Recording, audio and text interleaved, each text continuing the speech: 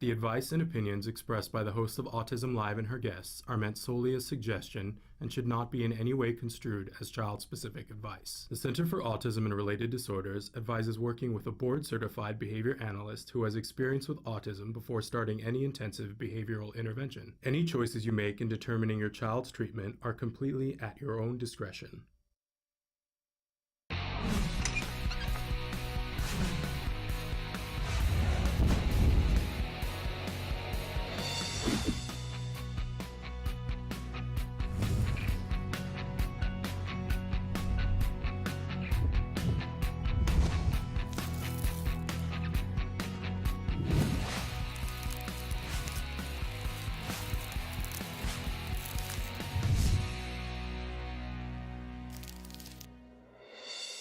Good morning and welcome to Autism Live. I'm Shannon Penrod. We're coming to you live from the Warner Center in Woodland Hills, California. Just a couple of quick programming notes. You know, we had a big show scheduled for last Thursday and we had massive technical issues. We had to cancel last minute, and we're going to be having some of the guests from that show on the show today. We were not able to be with you yesterday, part and parcel because of that. We want to thank some amazing people in the IT department at the Center for Autism and Related Disorders for making it so that we can be with you today. And let me just tell you, we are jamming like 3 shows into one today. It's crazy town over here, but I'm really excited about it. They're amazing, amazing guests. So, and we're not even going to do jargon of the day because we got too much to do here today.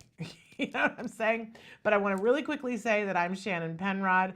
I am your cheerleader. You know, I say, let's hold hands. Si se puede. We can do this together. I also want to tell you that the show is meant to be interactive. Samantha's going to show you some of the different ways that you can participate. While she does that, I will remind you that our homepage is autism-live.com. Lots of things to do there. You can simply write in, hit enter. You don't have to log in, don't have to have a username, a password, a credit card. You don't have to cancel anything in 14 days. You won't be charged ever. And no one will know who you are, including me. So I do encourage you, if you use the live feature, to let us know where you're writing in from. I know for some reason everybody loves to say where they're from on Facebook Live, and that's great. But on the live feature, you don't even, please don't tell us your address, although nobody can see it unless I share it, and I won't.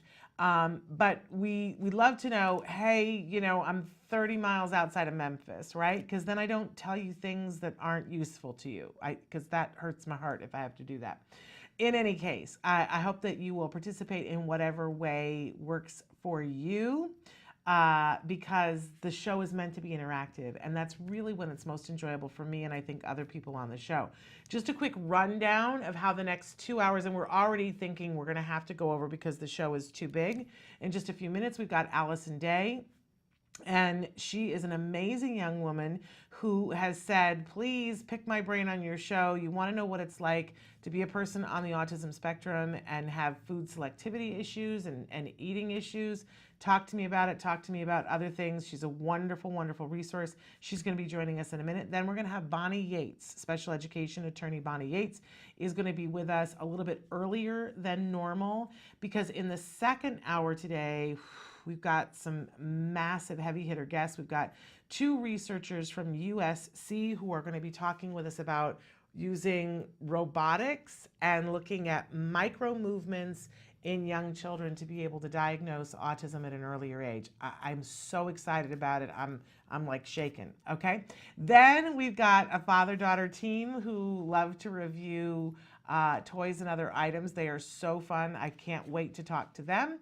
And we are going to round out the show with a guest that we were supposed to have on the show last week, an amazing mom. You know what I always say to you, power of one, and if you make up your mind, you're going to be able to do something. Well, this mom has made up her mind that her son is going to get ABA therapy. She is in a state and in a situation where she didn't have insurance coverage. She got a grant. Grant ran out, and now she needs to buy insurance to be able to cover the ABA. And she's doing an amazing fundraiser to be able to make that happen for her child. You and I have an opportunity here that if we give even a small amount, it will go to buy insurance, which will pay for a large amount of quality ABA for her little boy. It's a wonderful equation. So we're going to do that plus some in the news and maybe a mindfulness tip. Let's see how it goes. But let's take a quick break and we're coming right back with Allison Day. She's going to tell us what it's like when you have these food selectivity issues from the inside. How awesome is that? Stick with us.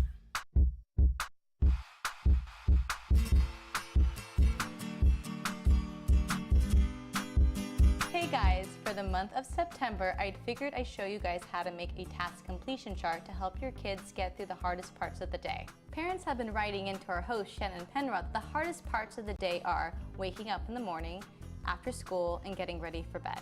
Please keep in mind you can always modify the task completion chart to focus on the skills that your family needs most. The template we'll be using today to make the task completion chart you can find at facebook.com/autism-live. All right, let's get to it. The materials you'll be needing are the template, cardstock, scissors, hole puncher, glue, pipe cleaner, Velcro, and photos or images.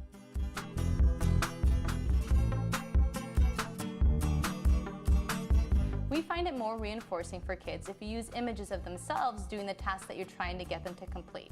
So what I have here to start off are photos of myself doing all the tasks that we're going to add to our task completion chart today. The first step you're going to be doing is printing the template from facebook.com/autism-live. I have it here, and the next thing I'm going to do is I'm going to trim at the top. We don't need that, that's just totally excess.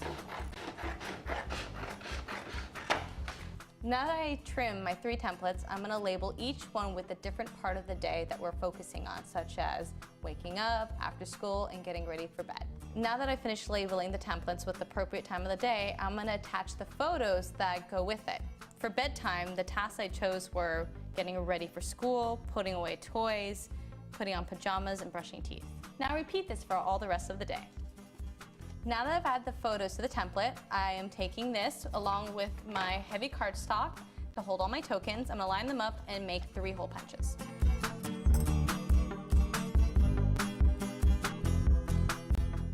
I'm going to take this pipe cleaner and attach the pages together with it.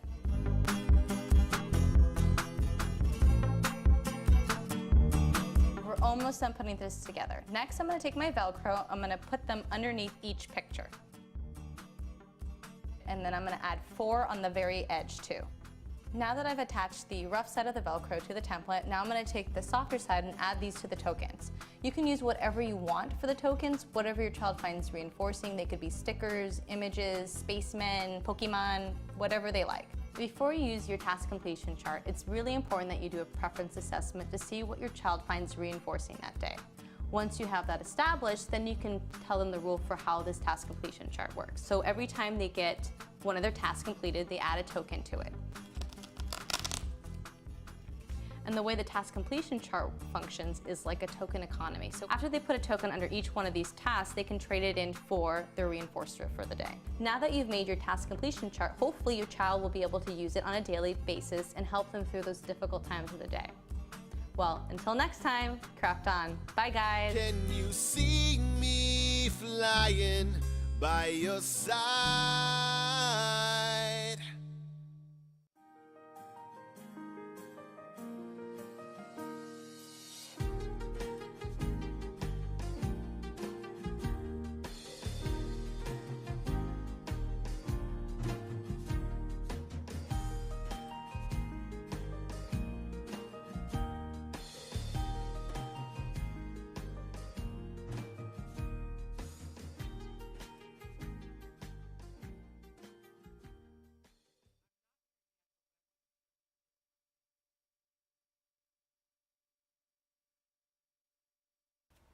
Hard times lead to good choices. Many times you're going to find out that change is coming and it's not something that you like to see. Things sometimes just don't work. Sometimes you have to put your child in a new school. Sometimes you have to put them in a different classroom.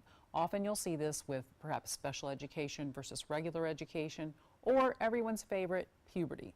All bets are off then. However, these things happen when they need to happen. So making that hard choice is super, super scary. But when you open those doors to look at things that maybe you've never dreamed you would have to look at, you're going to find help that you never expected. There are a lot of people out there dealing with the same things that you are dealing with, and there is a level of help that you never even knew existed.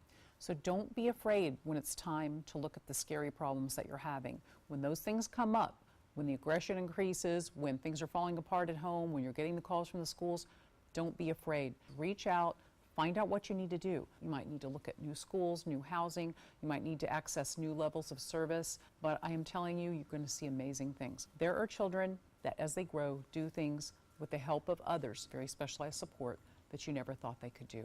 So once you do that and you meet the child where he or she is and you give them what they need, everybody can do better and you're going to see amazing progress. Welcome back to Autism Live. I am very happy to welcome to the show Allison Day. She's a remarkable young woman who's here to talk with us today. And Allison, I would love it if you would introduce yourself, please. Well, like you said, I'm Allison Day. I'm 28 years old. I have a master's degree in social work, and I am autistic. I was diagnosed when I was 3 years old, and ever since then, I just kind of study psychology and to understand more people like who are neurotypicals, I guess you could say, who are not on the spectrum at first. So I got a master's degree in psychology, just to understand other people because I didn't understand people.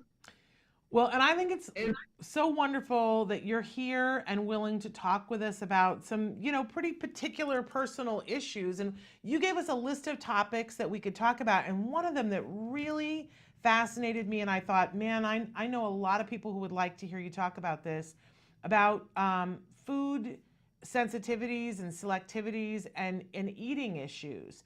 What it's Right. like for you, so maybe we can gain some insight for some parents about what's going on with their kiddos. Okay. I noticed a lot of research always talks about how, like, the sensitivity issues are, like, the worst thing ever. Like, it's definitely, it's an apocalypse. Like, it's like, oh no, that's the worst thing that's gonna ever happen. Honestly, it's not always that bad. I am aversive to wet foods. So, like, cereal, no. I will eat cereal with no milk. I don't like soup. I can't eat chili. I mean, the most I can go is a smoothie. Like, eating a watermelon, like, into a bowl, I can't eat that. It just makes me cringe inside. And yet you're leading a pretty full life. You're a happy person. I mean, I think that's a wonderful perspective because a lot of times, there were things that my son wouldn't eat and I was like, oh no, what will become of us? But you can live very happily and never eat watermelon, can't you? Right. And then another thing is, there's like a lot of people who are on the spectrum who usually love the most unhealthy foods. The ones that are high in sodium or the ones that are incredibly sugary. I used to love microwavable foods. I know a lot of people who are on the spectrum who love that too. It's like the most unhealthy foods, but they don't like green beans or something. I don't think that's just people on the spectrum, though. I think there's a lot of young people who don't like green beans and prefer to eat food that's not necessarily the healthiest. But let me ask you this, Allison, and always tell me if I'm asking something that's too personal. Are at this age, I think it's kind of typical for people to eat a lot of prepared foods, but are you starting to think of, okay, I want to be healthy for the long run and starting to maybe think about changing habits? Fortunate enough where, like, I still eat fruit. Like, I can, I might not eat watermelon, but I still eat bananas and all that, and I still go and be active. So it's not really, I'm not really a weight issue, not a healthy issue. So for you right now at 28, this is not a big issue. What happens if when you're 36 and you see that you're putting on weight, do you think you would be willing to look at eating some other things then, or do you think this is how you're going to eat your whole life? I mean, it's just fortunate enough, like where right now it's like I don't eat soup there or chowder or chili. Yeah. That's not gonna ruin my life. No, it isn't going to ruin your life. You're absolutely No, true. it's like I can easily avoid that. It's just as nutritious as that. And if you were someplace, though, if I need Alice, to, yeah, I would change. I would try. absolutely. And if you were someplace, let's say that you were going to a friend's wedding, and the only thing that they were serving was, like the dinner came and it was wet food. It was soup, Right. which I don't think it would be at a wedding. It's kind of a ridiculous Right. question. But like, would you be okay? Would you try to eat it? Would you just not eat and wait until later on? Or would it be I so would bad try- that you would have to leave? I would try to eat it just to be polite, but it's kind of like self-fulfilling prophecy because, like, okay, I'm not gonna like this. Like when general public they see frog legs or something like that on a dinner plate, like, okay, this is gross. Or like, they're just like, I'm not gonna like this, but I gotta try it anyways. I'll do it. Most likely not. I'm not gonna like it. Right. We'll just eat the side dish or like crackers or something, and just sneak and do that. I think a lot of parents, like if you do this with a 3-year-old and you present Right. food to a 3-year-old that they don't want to eat, they're going to throw a tantrum. And I just Right. wanted to point up to them that their children are going to grow up one day and that Right. they're not going to continue to have a tantrum if food is put in front of No. them. So for you, it's uncomfortable, but it's not as if it's, and it's like really gross. I loved what you were saying before about it was, it was just the worst thing, but you were able to get through it. Right. I There's love it. one. I was at a camp, and another thing I don't like is marshmallows. I have to have like I'll eat s'mores, but it has to be like white where it just melted. But if it's just like regular out of the bag, I can't eat it. I don't like the texture. One time I was out at camp for a few weeks, and we had nothing left but marshmallows, and for whatever reason, we could not just cook them. I don't remember why. But that was my job. Was to hold on to the marshmallows and some of the other food supplies. And I don't know how no one caught me, but secretly was eating the marshmallows out of the bag. Just like, I was like, I'm starving. I gotta eat. So I was eating those, they were like, but, good because I was like, okay, I'm solving my hunger. But, ever since then, would I ever eat a marshmallow again out of the bag if I had the option? No. Right. So some of the things, I'll just starve the kid out where they have to eat this. Yeah. That's not going to work. Very good. Like, that's I was great starving, advice. I ate the marshmallow, but now someone hand me a bag of marshmallows today, would I eat it or be traumatized by it? I'm just like, no, still don't like it. No. And I think we all have some semblance of this. Maybe not as intense as what you're describing, but there are foods that I don't want to eat. I love vegetables. I don't Right. like wax beans. Well, I don't know why. The texture of them, they squeak when you eat. I don't like them. Right. Now, if I had to eat them, I could do it. I wouldn't be happy. And if I was starving, I would sit down and eat a can of wax beans. But other than that, I would prefer not to. So, it makes a certain amount of sense to me why people don't want to eat things. I think parents get concerned that if their children don't try it, that they're not going to be healthy down the road. So I'm so thrilled that you're here and talking about this, Allison, so that parents can take heart and go, oh, my kid will grow up one day and they will be fine and they won't eat peas at every meal and life will go on. Right. Now, I want you, because you are a self-advocate, I want to have you talk a little bit about that. For people who don't know what that term means, maybe you could tell us what it means to you. A self-advocate to me is a person who wants to advocate and bring awareness to autism. So I am very open to people like, oh, hey, I have autism. And then I, tell them what it's like if they ask any questions about like what it's like to have autism. I will tell them I'm unashamed to talk about it. So like I, want to bring awareness. I'd rather someone ask me the, questions that they're more uncomfortable to ask than they are to ask anyone else who's autistic who might be more uncomfortable. Because like I just not ashamed. Yeah, I have it. It's okay. And I love this, Allison, because there's no reason to be ashamed. Right. And I guess I understand that there are people who don't understand that. I don't understand that. But I think it's obviously it's more important for people to hear that from you than from me. I think people are scared because like they don't know what they fear what they don't understand.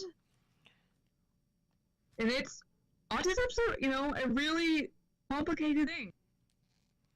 I think that's why people are just like, hard trouble admitting, hey, I have autism. Or, like I don't understand it completely. I don't understand it completely. There's always new research and everything going on. Absolutely. So like, sometimes I'll be like, okay, is this an autistic thing? Or is this like a normal person thing that no one else talks about that you're just supposed to know? Well, that's a very interesting question. We had a viewer write in with a question about the eating. Laura D wants to know, how can we get our kiddos to try a different option of the same foods they're eating? Say regular pancakes they love versus almond flour or other alternative pancakes or veggies for that matter. What would you say about that, Allison? Well, I know this is going to be a trigger word, but I mean, it's ABA, which is basically, it's like, hey, you make the regular pancakes they like, and then the pancakes that you want to try, and then give them like, for every bite, the new pancake you give them, they get a reward of the old one they like. And Allison, and you slowly downgrade the reward. And so, Allison, did you ever have ABA therapy? Yes, I've had it all my life. And I think ABA is kind of like universal because it's like positive and negative rewards. Right. And reinforcement and punishment. And so, since you're here and this came up, and this wasn't at all what I planned on talking about, but since it came up, and you actually gave some ABA advice to a parent, how do you feel about ABA? I've been training to be an ABA therapist. I know ABA is a very triggering because in the past it was not very good. Yeah, there is a past of ABA, and it's something that I try to acknowledge all the time, that in the early days of behavior modification, some things were done that I don't agree with. Right. But modern ABA, if done correctly, and if you follow the guidelines, but I don't want to put words in your mouth. I want to hear from you. Like you said, ABA back then does not have a good past. But then again, most things don't have a good past. True. Because we don't know what we're doing. And that's learn and grow. But ABA today can be for anyone. You don't have to be autistic. I could use it on my dog, for instance. And they use it with Olympic athletes. Yeah. They use it, it literally, ABA is a study of behavior for any living object. Allison, that shows the behavior. You're singing my song, Allison. Before we forget, and I'm not done with you yet, but before we forget, I want to make sure that people know that you have a new blog where people can follow you and read up on things that you're doing and things that you have going on. Talk to them about where they can go to learn more about you. All right. I have a blog called Unashamed Voices of Autism. You can go find it on Facebook. It's Unashamed Voices of Autism. And what I'm doing right now is it's kind of unheard of to hear about adults or adolescents who are on the spectrum be able to talk. It's kind of like society kind of shuts us down, like, hey, once you grow up, you don't have, you grow out of autism, whatever. And that's not true. You always will have autism, which, you know, could be good or bad, however you take it. But, I mean, we exist. And no one really asks our opinion. So what I'm doing is interviewing people all over the world who are on the spectrum, if they're adolescents or adults, and put them on a platform and talk about their life perspective. To show the world, like, hey, we're still here. You know, it's not all about children or anything. Adults and adolescents, we're still here. And, you know, I think we have a right, like anyone else, to be able to, you know, talk. And not, like, blend in, you know, society, like how society wants us to be. Society was very encouraging of, like, okay, once you're, you know, adult on the spectrum, you gotta act normal, like neurotypical. Like, you don't have autism anymore. And then the society is like, yeah, they don't exist. It's like, I exist. A lot of us exist still. Absolutely. So I wanted to create that platform to let everyone know, hey, we exist. And then another thing I noticed was working with people with autism. A lot of families ask me about my life, and like saying, you know, can my kid hold a job? Are they able to get married? You know, it's like, I just wish I knew someone who was autistic, you know, who's an adult. Like, how do they do it? And I was like, well, autistic adult. I have a master's degree. I have several college degrees. I'm engaged. You know, your kid can do it. You know, a lot of people have potential. That's my picture right there is my graduation. When I graduated my master's degree. I love that. My teacher told me that I could do anything I wanted to. And she's like, I challenge you, Allison, to change the world. And you know, Allison, I think you already have, and I think that you will continue to do that. I think that you are so inspirational. And I want to thank you because we have people who write in all the time and say, if ABA is so great, where are the adults who have had this, who are saying great things? And a lot of times I say to them, you know, they're busy, they're getting their graduate degree, they're busy with their lives. Right. They don't particularly want to come on and, you know, always talk about what they've done in the past because they're busy being now. So right. I appreciate you taking the time to come. Yeah. And no problem. I was like, I really want to do this. So this is my dream, to be an autism advocate and to do like TED Talks and everything and just bring more awareness. And I think that you are and that you will, and you're amazing. I hope we can have you back on again and talk about more things.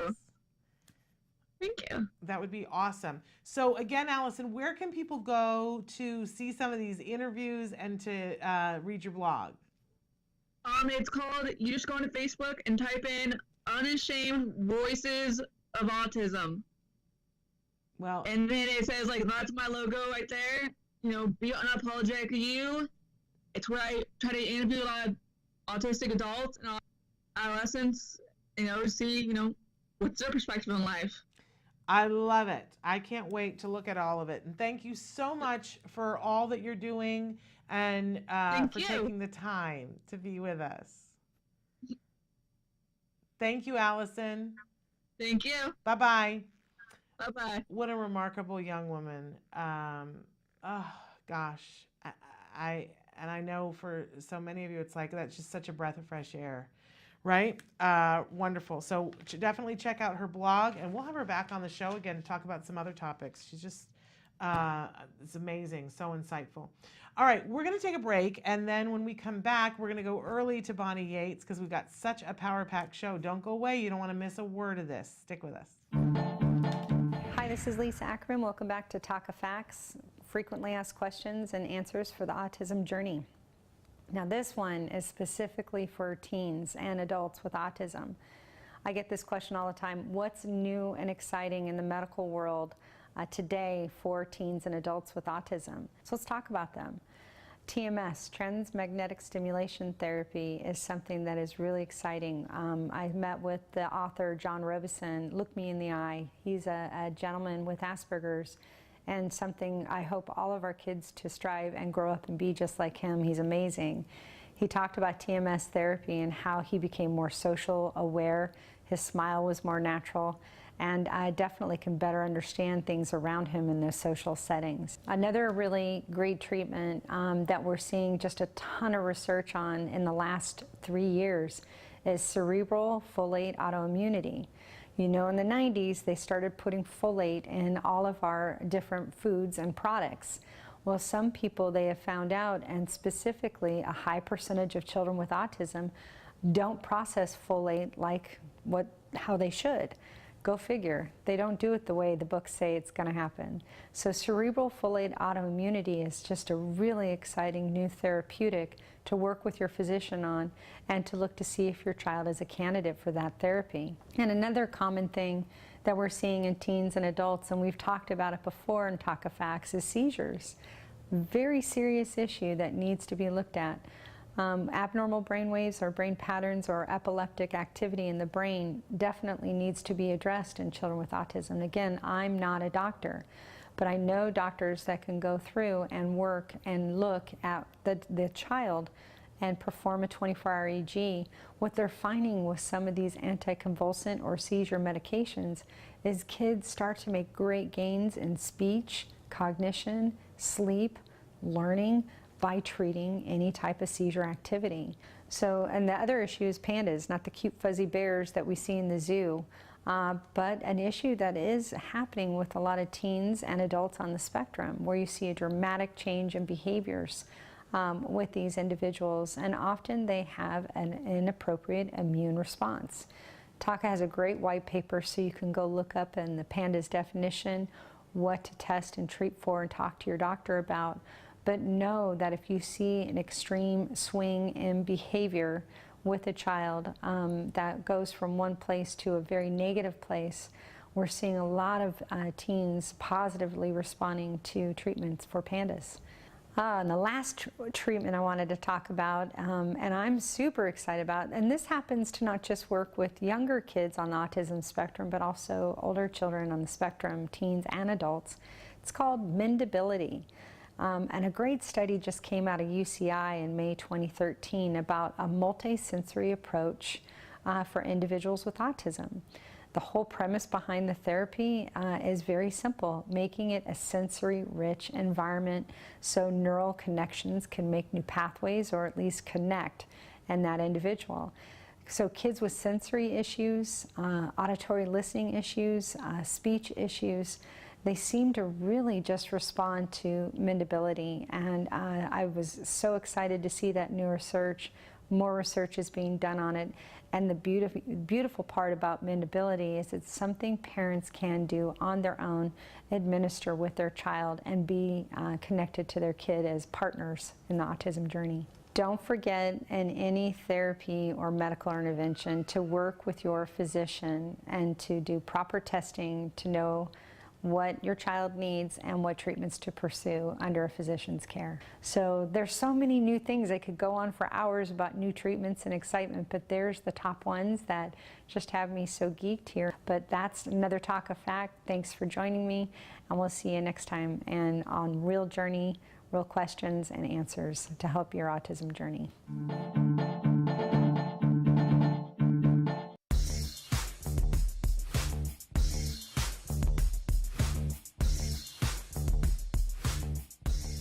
Parent-to-parent token economies are a great way to get to good behavior with your child. So first of all, let's talk about what is a token economy. It's just a visual representation of reinforcement or a reward that's going to come later on for behavior that you've done now. So I've got a couple examples here of token economies that I want to show you. But one of the most important things to remember with a token economy is that it's essential that whatever the child is working for be meaningful to them. So here, this is a two-part token economy. I've got a list of things for the child to pick from, to pick what they want to work for. So the child would pick off the one they want, put it on their other token economy, and you can see it says, I'm working for a play date. What a great thing to work for. And as this child progresses through their day at school, every time they do a task and they do a good job, they're going to get a token to put on this token economy. And we've got a rule in place for them that says maybe you have to get 3 tokens in order to get that reward, which today is a play date. And as the child gets better, we're going to make it harder and harder. Maybe next week it's going to be 4 tokens to get the play date. This is another token economy here. This is a task completion token economy, so every time the child completes a task that there's a picture of, they can peel off a token and put it on to demonstrate that they have completed that task. Again, it's essential that they get a really wonderful, meaningful reward for having gotten these tokens. Using a token economy can be much simpler than this too, because you can download them to put a free app on any one of your devices.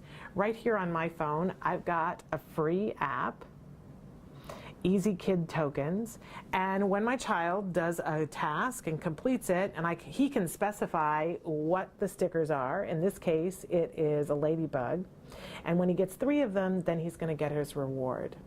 This is a really simple way to take something with you when you're going on an outing and make sure that your child is staying on task and getting rewarded for the things that they do. It leads to good behavior. One of the most frightening things there is when your child wanders away or elopes.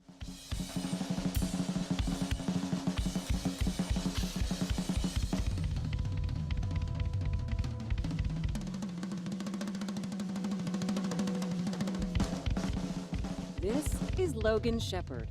At first glance, he looks like a typical American teenager. He plays in a band, loves hanging out with his friends, he doesn't like doing homework, and he's not really fond of broccoli. But Logan Shepherd is not your typical 14-year-old. Logan was diagnosed with autism at the age of 2. He was nonverbal, made no eye contact, and his parents were told to abandon all hope. Instead, his parents began an intensive intervention treatment. At its center was a quality ABA program known as the CARD method. This is Logan Shepherd now. All I really want to say is, I'm kind of copying Martin Luther King. I kind of have a dream that one day I can just inspire people and never give up, because that's what I want to do in life, because if I can succeed, they can succeed, and I will succeed.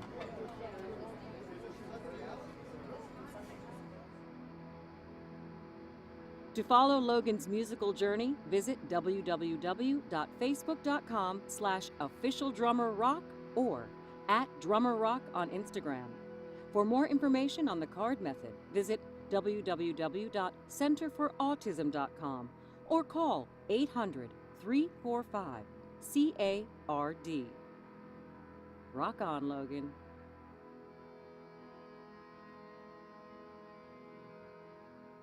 Welcome back. We're going to have special education attorney Bonnie Yates for you in just a minute, but we had a question that came in that I really wanted to address, and then I took it off of my thing. Here we go. Okay, so somebody wants to know how to teach basic arithmetic for autistic children. So while there are many, many, many different ways of teaching, I think one of the main things, I think what you're asking is what are the steps? How can I do this so that it can be effective? Where do I start? And what I want to refer to here, and I know some of you are probably she harps on that. It's because I love it and because it works. There's this thing called Skills, and it does a lot of different things, but one of the things that it does is it has a curriculum for kiddos that are not learning in a typical way. So it isn't just for kiddos with autism. If you have a child in your house that's just behind on a skill, it's got the curriculum for you. And basically, a lot of times I think for me, and I'm a former teacher, when you go to teach something, it's very hard to remember all the things that are in play. And I was just to say as a teacher that kids would come in at the beginning of the school year and they would be Swiss cheese, because there would be holes in their knowledge, right? They might know this, but they didn't know this, which meant they couldn't get to this, you know? And so you had to fill in the holes so that they could take the knowledge that they had and get to the place where you were trying to get them to go. And for our kiddos that are on the spectrum, a lot of times the period of time in which they lost the ability to learn and progress with their neurotypical peers, I hate saying it that way, but you know what I'm saying, where they either stagnated or lost skills, was at such a crucial time that there were basic facts that they didn't learn and words that they didn't learn that would have helped math facts, so that by the time you get to adding, you're so far behind it can be very overwhelming. So what skills does is it starts from the earliest possible moment and offers those lessons and you can do them in order, you can skip around, and if the child is mastering things, you can jump ahead. There is a whole curricula area that is for math. It's under the academic portion, and there's a language domain, and then there's a math domain, and then there are tons and tons of lessons. What was shocking to me, because I'm not a math person, but in skills, what was shocking to me is one of the things that we have to start with is sorting, being able to sort things and recognize different facts about things, but then also being able to understand the words many and few. When you think about all those words, we need to understand numbers in a way that is fluid and involves language. So being able to understand what plus or adding means, it's fascinating. I watched them teach it to my son and I was like, oh, I so wouldn't have thought of this way. And the lessons are all there, and they come with teaching tips as well. So I encourage you, if arithmetic and math is what you want to teach, get skills, go into the academic curriculum, go into the mathematics domain, and you'll find a bunch of lessons. They'll teach things like sequence as well. And if you're not a math person like me, you'll be like, why are we doing that? But it all comes together beautifully. They teach them patterning. It's fascinating. Like I said, I watched them teach it to my son in that way, and my son is in honors math. I don't even understand that we went to open house, the teacher had things up on the wall, and my husband and I were like, is this Latin or is this a math class? I don't get it, right? So, and my son, you know, if you had said to him when he was 3, you know, can you count to 3?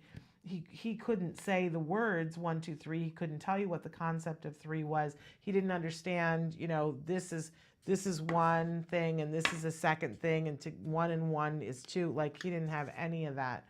And he's doing, it's like calculus and trigonometry, like make me break out in hives. So just know that you can teach this to kiddos on the spectrum. And honestly, a lot of our kids are really good at math because it's very confined and rule-oriented, and it's not a judgment call, right? Although the new math has the whole guesstimating thing. But so much of math is sensible. And, you know, this plus this equals this, not just on this day, right? You don't have to infer much with math. So anyway, check it out, Skills. It's skillsforautism.com. There's a 14-day free trial on it, and after 14 days, you do get charged for it. It is not wildly expensive. I think it's like $70 some odd a month. But when you call, if you decide that you're going to get it, please tell them that Autism Live sent you, that Shannon said to ask for the friends and family discount. There is an Autism Live discount. I don't think it has a code yet, but there is an Autism Live discount. And if they don't give it to you, you call me back and let me know, and I'll call them up, because there is an Autism Live discount, because I love it so much. Anyway, get that for yourself. It's a really, really good thing. We're going to take another break. And hopefully when we come back, we're going to be able to bring you Bonnie Yates, special education attorney. Stick with us.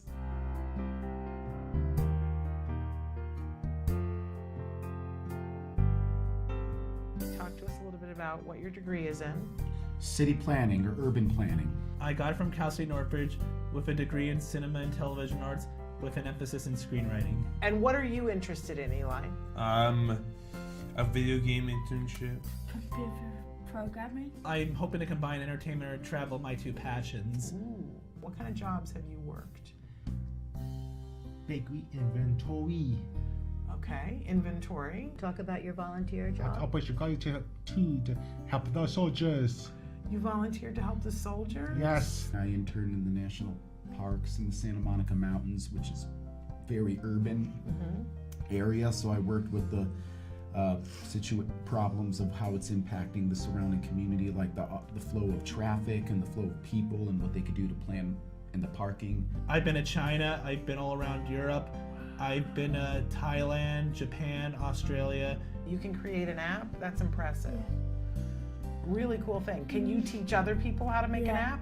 If you have a choice between working or not working, Working. you like working. Yes. Why? What do you like about working? It is fun. I would work. Yeah? You would choose work? Why? Cause I get more that get paid and enjoy it, and want to make sure I have enough money so I can save it. Why do you need to have a full-time job? I mean, it's kind of like a duh thing, right? No, obviously, so I can support myself Right. and hopefully a family down the line, but at least at first, myself. I'm very dependable and always reliable and get to my job on time. What excites you about working a job or being an intern? Learning new skills. Yeah. What has it meant to you having this job and having the stability of a job that you've had for multiple years? It's meant the world because I'm able to do everything, but almost everything I wanted to do because of that job.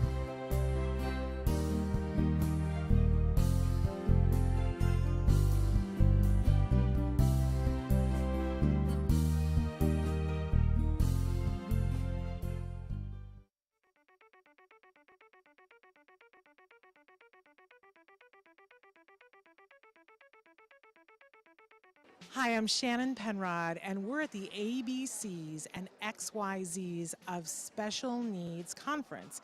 And this year, for the first time, they've got something really remarkable. It's the Entrepreneurial Boutique. These are all items that have been made and are being sold by individuals who have special needs. So we're going to do a little shopping and talk to some of these fabulous entrepreneurs. Come on.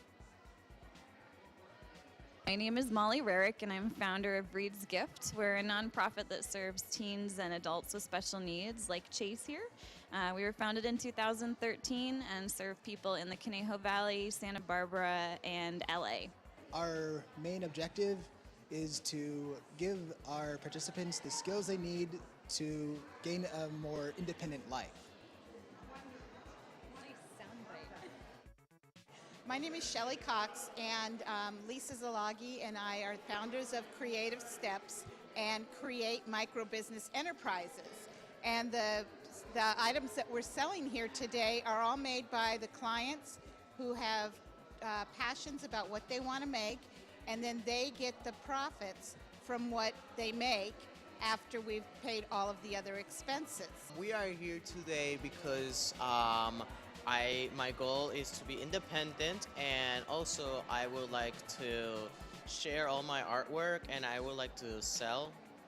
Thinking about at his young age being a businessman, it's amazing. I cannot be more proud.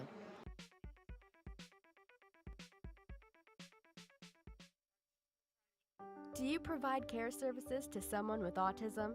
Recently, more and more children are being diagnosed with the condition and getting the support they need as awareness grows. But what happens to these children as they grow up? It's estimated that over 500,000 youth with autism will turn 18 in the next decade, and they'll be faced with a very difficult reality. As children with autism grow up, their services start to disappear or become very difficult to access. Things like medical care, mental health counseling, vocational training, and more. All services that are still desperately needed. The loss of support that youth with autism face as they grow up is so severe that it's referred to in the autism community as falling off a cliff. Adults with autism need the same level of support they had as children to avoid falling off the services cliff. Introducing Skills Living, the web-based software designed specifically to help transitioning youth and adults with autism so they can avoid the cliff and instead fly to success.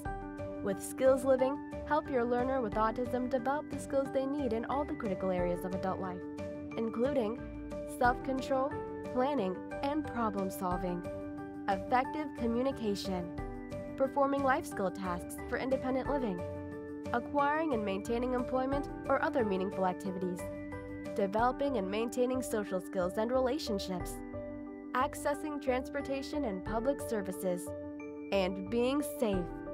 Skills Living includes a comprehensive assessment, a data collection mobile app, behavior intervention plan builder, and automatic progress reporting. It also provides a complete curriculum addressing 16 key areas spanning the entire range of functioning adulthood. Skills Living is easy to use and can be implemented by schools, parents, and autism service providers. Call or click today for your free demo and see how Skills Living can help your learner with autism avoid the cliff and instead reach their fullest potential. Skills Living. Wish, learn, become. Welcome back. We are very thrilled right now because we have for you via Skype special education attorney Bonnie Yates. She is here with us. She's a regular talking about legal issues. Bonnie, we are so thrilled to have you with us. You join us via Hirji and Chow, a wonderful, wonderful law firm in Culver City. Tell us a little bit about them and then give us your disclaimer if you would. Okay, we're located in Culver City. We're a 3-attorney firm. We're hoping to be a 4-attorney firm soon, and then we have 2 wonderful law grads waiting for bar results. So the strike force is being assembled even as we speak. We do special education, disability discrimination, injuries at school, that kind of stuff. And we're always happy to hear from you if you need a consultation. We can be reached at 310-391-0330, and we're on the web at lawyer4children.com. Love it, love it, love it. And so, Bonnie, we've been talking with you about a bunch of different questions. Oh, we didn't do the disclaimer. I interrupted you. Go right ahead. Well, the disclaimer is quick. We're giving you general opinions under California and federal law. Your specific problem requires a lawyer in your state. And now I'm kind of fixating on the fact that I sent you a goodie last week. And I think what the goodie was about was Union School District versus Smith. Does that sound right? I think that's right. So the Union case stands for the proposition that you have to be given a specific written offer of placement at your IEP, one specific appropriate placement documented in the IEP. So that was something we were talking about in an earlier conversation. Shannon can post the case if she's able. You can read the case. There's a lot of good stuff in there. The other possibility was we were talking about the target range case, which requires that a public school make efforts to get information from a private school if a student is attending, let's say, a private preschool or a private school at the time of the IEP. There we go. So anyway, we'll have more good stuff for you today and in subsequent weeks. So part of the reason why you sent me the goodie, I'm going to paraphrase a little bit from this question that I sent you. I had the opportunity to talk to a parent, and I sent you an email about it. So I'm going to read a little bit from it. I said, Bonnie, I just got off the phone with a mom, and I swear my head is going to explode. That's what I said. They moved from one state to another state. I'm not going to say the state in case people are watching. They registered their son at the local school and brought his old IEP. The school has a meeting and says to mom, we don't do autism programs, and says you'll have to go and meet with the next school over. The next school over says, we don't do autism either, so we'll just take autism out of the IEP and that will make it work. He had an 8 in the previous state and was in a class a size of 8. The new school offered a class with 17 to 30 kids with no aid. Mom said no, so they told her to go to the next school over who isn't returning her calls. They're 3 weeks into the school year and the child has not gone to school yet. And I would say to you, Bonnie, what would this mom do? What can this mom do? This mom can write them a letter and tell them they have 48 hours to get an appropriate IEP in place with the eligibility of autism and the services that he or she needs. And if that doesn't happen, they are going to hire a lawyer and file for due process. Punto final. There you go. Way too many shenanigans. What's that? Know, way too many shenanigans occurring at multiple locations. That's too hard for a parent to contain, and really the only thing that's going to bring these people to the table is a correction, a behavioral correction, which is sort of what a due process filing can serve as sometimes. They're not going to be able to pick up all the pieces. What's being done is so clearly illegal. We're big city slickers, and when we hear about these things that go on in underserved communities, we're like, really? Wow, that's great. I can use that for like my TV series called, IEP. I don't know what Nightmares? IEP nightmares? That's a bad word that I was going to use, and I thought I can't do that on the air. Self-editing. I participate in that a lot because that makes me nuts. This poor mom. Like, you don't know, and she goes to the school, and they're like, we don't have anything for you here, and dials us back to 1976 as if there is no IDEA in place. It makes me crazy. I'm sorry.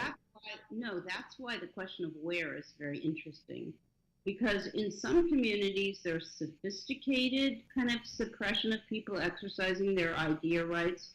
That would be where they come in and they go through all the procedural requirements and they document everything perfectly, and then they hang you up to dry anyway.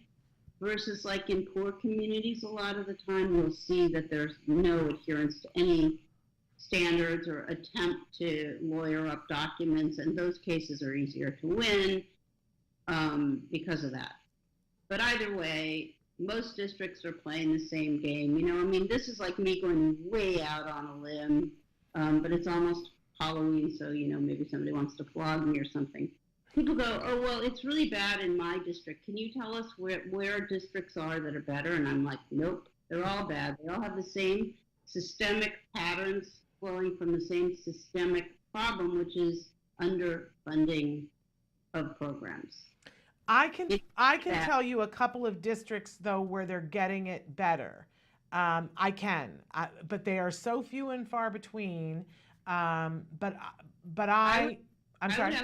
I would ask, what is the it? How many people are getting it, and what do they have to do to get it? Yeah, but there are a couple of places that I have seen where the administration has taken an entirely different look at this.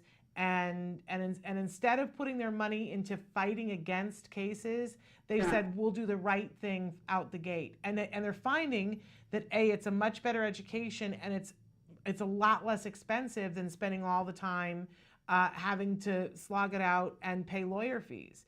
Now, are these Southern California school districts? There's one in Southern California, and then the other one is in New Mexico. I really wonder. I'd like to know off the air what the Southern California school district is. I'll be happy to tell you. I will. That is me. We have questions. Yes, we do. Okay, so somebody wrote in and said, can the school tell me they don't have to give my daughter speech if I can't do it on their schedule? My daughter is 4 and getting card services in LA. School is telling me that they can give her speech on Thursday at 2 p.m. in the afternoon. She has therapy then and will lose a lot of therapy if I have to take her out, drive her over, and bring her back. I have said I can bring her any morning before school or during school before 10 a.m. They are telling me I either have to take it or sign a paper saying I refused it. Well, that's nice. That's a good way to begin the school year. Mm-hmm. Thank you very much. Prior written notice. Read my lips. PWN. Prior written notice. Okay. Write them back. Say, I want prior written notice about your refusal to offer speech therapy services at a reasonable time. I'm available. My daughter's available for speech therapy in these 10 different time blocks. Please select one that will work for you. Please give me your reasons in writing why you're what you've refused to do that I've asked you to do and what your reasons are for refusing my request. That ought to take care of that problem pretty quick. And Samantha, I just want to make a note. I want to cut that little piece out and make sure that we put that very specifically up on the internet for people, because that's golden advice right there. I would hazard a guess that all you listeners need to do is Google prior written notice, and you'll get a lot of stuff, but I'll send Shannon something on prior written notice. Anytime the district proposes to do something or refuses to do something that concerns the provision of special education and related services to your child, you have the right to prior written notice, and districts are bad about it. They don't give it.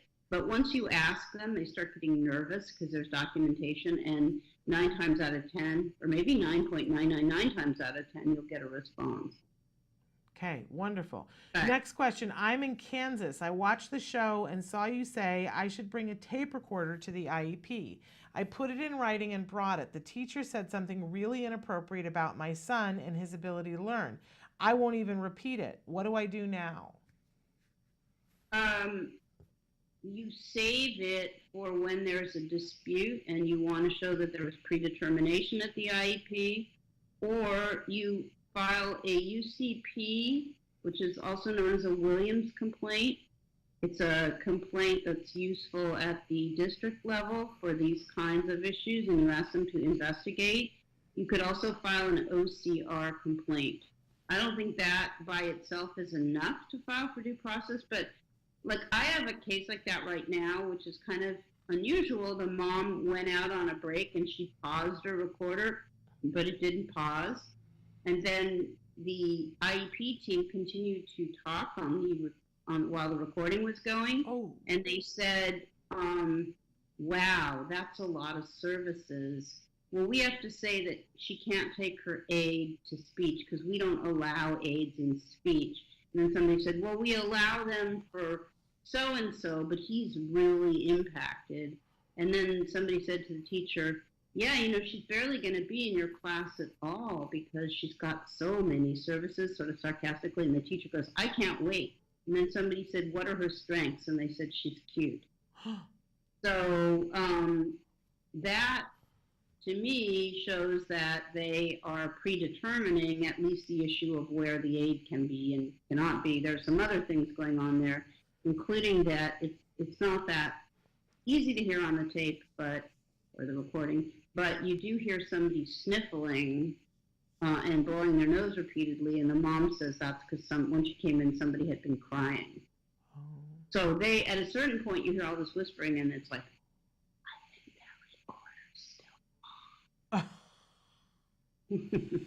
Wow. Okay, we've only got a couple of minutes, so I'm going to move on to this last question. The school has given my child an aide who is clearly not trained. He's 19. For all I know, he just walked in off the street with no training. Don't I have a right to ask if he's had training? Do I have the right to ask for someone else? Is there a credential for these aides? What words do I use? I want someone who is more than just a glorified babysitter. The last aide was great, but she left to become an ABA therapist. So, as the parent of the person that spends 30 hours a week with the aide's role in the provision of FAPE is very significant. And districts will generally try to limit your ability to find out what their qualifications are.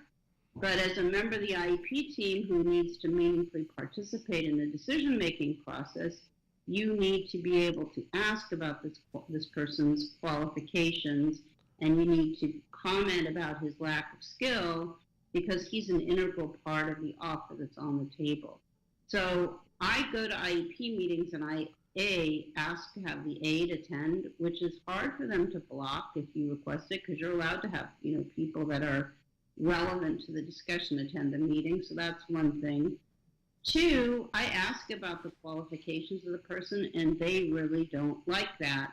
But you're entitled to it at the time of the IEP because it informs the questions you'll ask at the IEP about how the aide is going to, let's say, implement a behavior support plan or deal with social integration in the school. I mean, there's a lot of different things, you know, a lot of different ways you come at it. They will try to shout you down. They will try to, you know, intimidate you into not asking the question. They will tell you that they will send you the qualifications of the person after the meeting, and you have to say, no, I need them now. I can't finish the meeting without this information, and you may have to, you know, pause the meeting, get the information, and have another meeting. But mostly I've just been pretty aggressive and telling them that, you know, they're hiding, and that makes us suspicious, and they should want us to know everything about this person because they're so wonderful. So you can definitely take that issue on. They will say things like, it's a personnel issue. It's not. They'll say it's a union issue, and I don't mean Union School District versus Smith. They'll say, our union doesn't let us do that. You say, too bad, idea trumps any union rule. So the answer is yes, you have a right to more information about this person and the right to say that they're not being effective and why. And if you ask for that stuff and they refuse, then you ask them to give you prior written notice. So we've now gone kind of in a circle. Back to prior written notice. I know you're going to say we have to go, but I refuse to. You refuse to yield the floor? I refuse to yield the floor. I want to tell you next week we're going to talk about mediation and we're going to talk about stay put. Okay. And I'll send the prior written notice stuff to Shannon and we can continue the discussion next week. Okay. Having said that, are you prepared to yield the floor now? Only because it's you. And only because there's a lot to watch on television today. Yes. I know. Everybody's watching, unless they're here.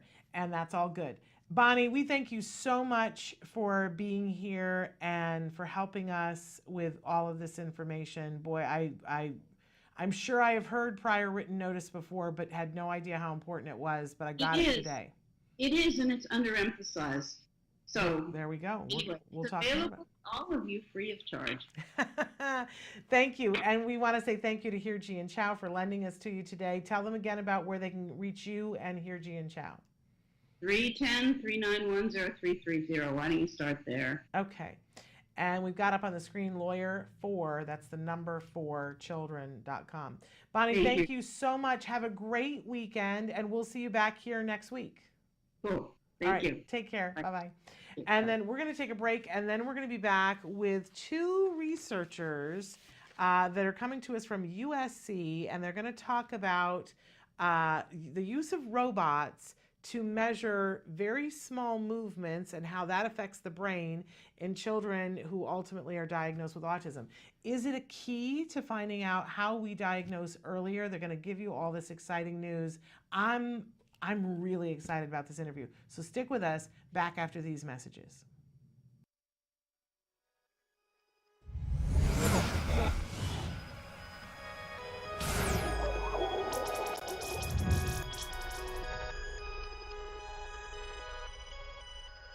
When Maddie was diagnosed, I'll be honest, I was very ignorant on what autism was. I knew that autism was basically something that hit boys at the age of 2 to 3 and shut down.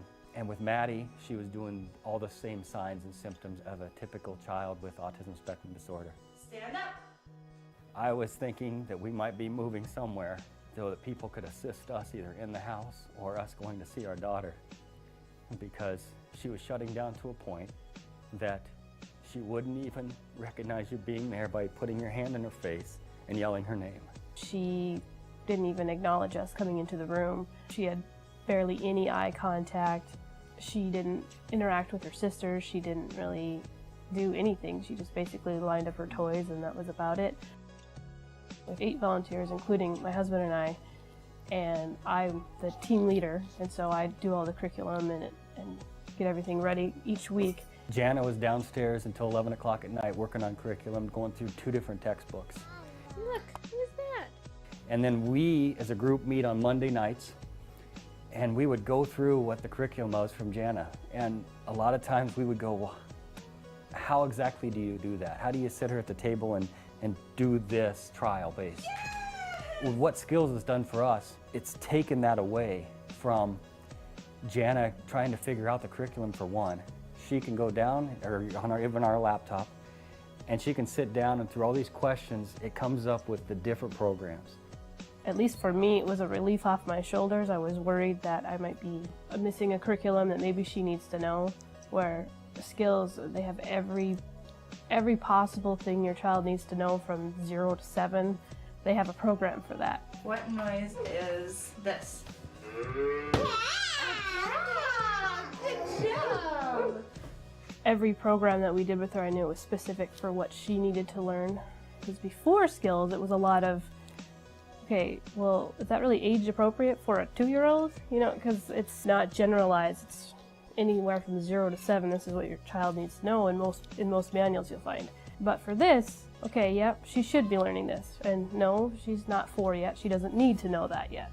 We are so fortunate that Jana was able to attend a conference put on by CARD that opened the door for skills, and that there's no looking back for us. We started using the program in November, and it seemed like by January something just clicked. And she has completely kind of came out of her fog that she was in for quite a while. I have never read a documented case on any child that has not benefited anything from applied behavior analysis. And now with this new skills and being, you know, like the E version of ABA, I can't imagine that it doing anything harmful to their child. It's nothing but exponential growth for us. To see her now, it just blows us away. I mean, we call her our little miracle child because in 7 months' time, she has just blossomed into this normal, functioning child. She is developing roundly, she is socializing, she's playing with her peers, she's learning from her peers. It's very joyous. Maddie, can you tell me what you see outside? No. Snow? If you're even thinking about doing it, do it. Because the absolute worst thing you can do is do nothing at all. And even if you use this program and it's just a single mom or a single dad working in the evenings with their child, this program is going to benefit them. It's going to show you where they are, it's going to show you where they need to go, and it's going to show you what skills and how to get there.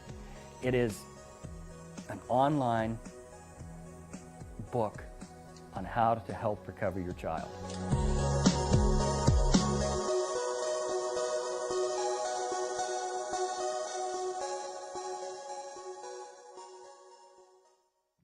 We just have time for a little bit of news before we have our next guest, and this is an important one. We put all of our other news to the side. You may have heard, it's been all over the news, that Maddox Rich is missing. He has been missing since Saturday in North Carolina. He and his dad and another adult were at a park, and the dad has reported that a jogger went running by and that Maddox began running after the jogger. And we know that our kids that are on the autism spectrum, that sometimes they run, that dad started running after him. Dad has neuropathy in his feet, and so running is a bit difficult for him. He could not catch up to him. And Maddox just kept running, and eventually he couldn't see him anymore. At the time, he was not panicked because he thought he would just catch up to him and eventually he would slow down. And at this point, Dad has reported that he doesn't know whether he went into the woods and got lost or if someone picked him up in the parking lot. No one knows at this moment in time what has happened to Maddox Rich. I want to say that, first of all, it's important that we talk about these stories because we know that wandering and eloping and running is a part of that. Running is a part of eloping that some of our kids do. That they just take off running and they have more stamina than any of us can possibly imagine. I like to quote Dr. Jonathan Tarbox, who has said before on this show, imagine what you would do if your child could look at you in the eye and say with all clarity, at some point, I'm going to run away from you. What would you do? And then those are the things that we have to do. It's impossible to be vigilant 24 hours a day, 7 days a week. And, you know, I remember when my child was little and he was a runner and I would go out and like if I was at that park, and no judgment against the dad, I'm just saying that I would have had to have had him in a backpack that had a leash. And there were people who would comment, and there were kids who would make bark noises at my son because they'd be like, oh, you have him on a leash, what is he, a dog? And it was horrifying. But I knew that my kid was going to run to the parking lot. I didn't yet know what to do about it.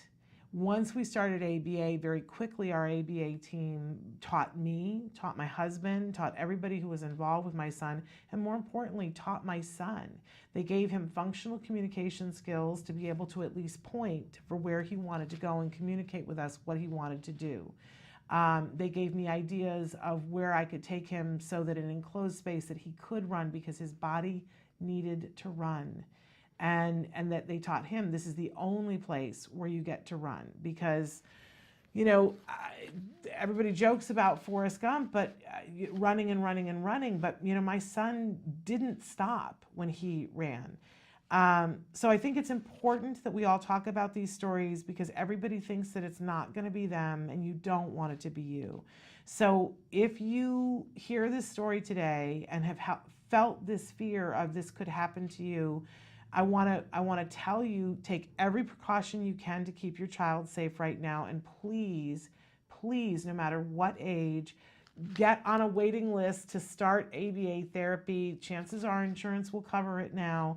And help your child to be able to communicate with you and inhibit their response to run in certain environments. It could be the thing that saves their life.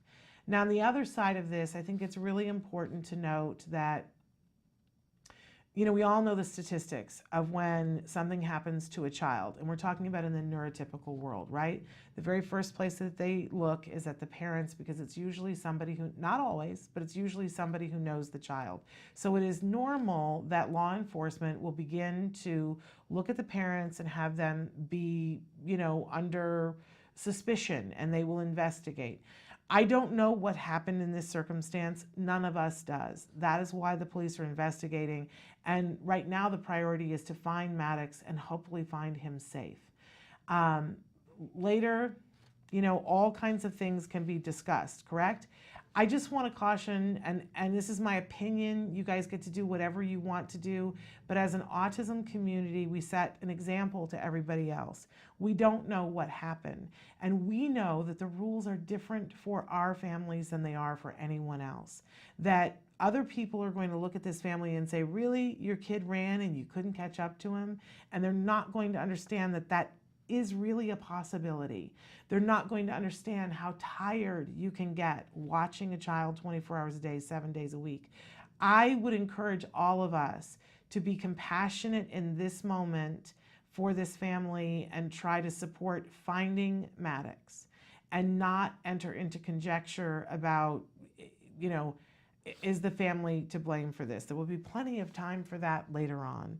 And we here at Autism Live hope upon all hope and pray upon all that is holy and wonderful that Maddox can be found and be found safely as soon as possible. He has been missing since Saturday. Our thoughts and our prayers are with him and with everyone who has ever loved him.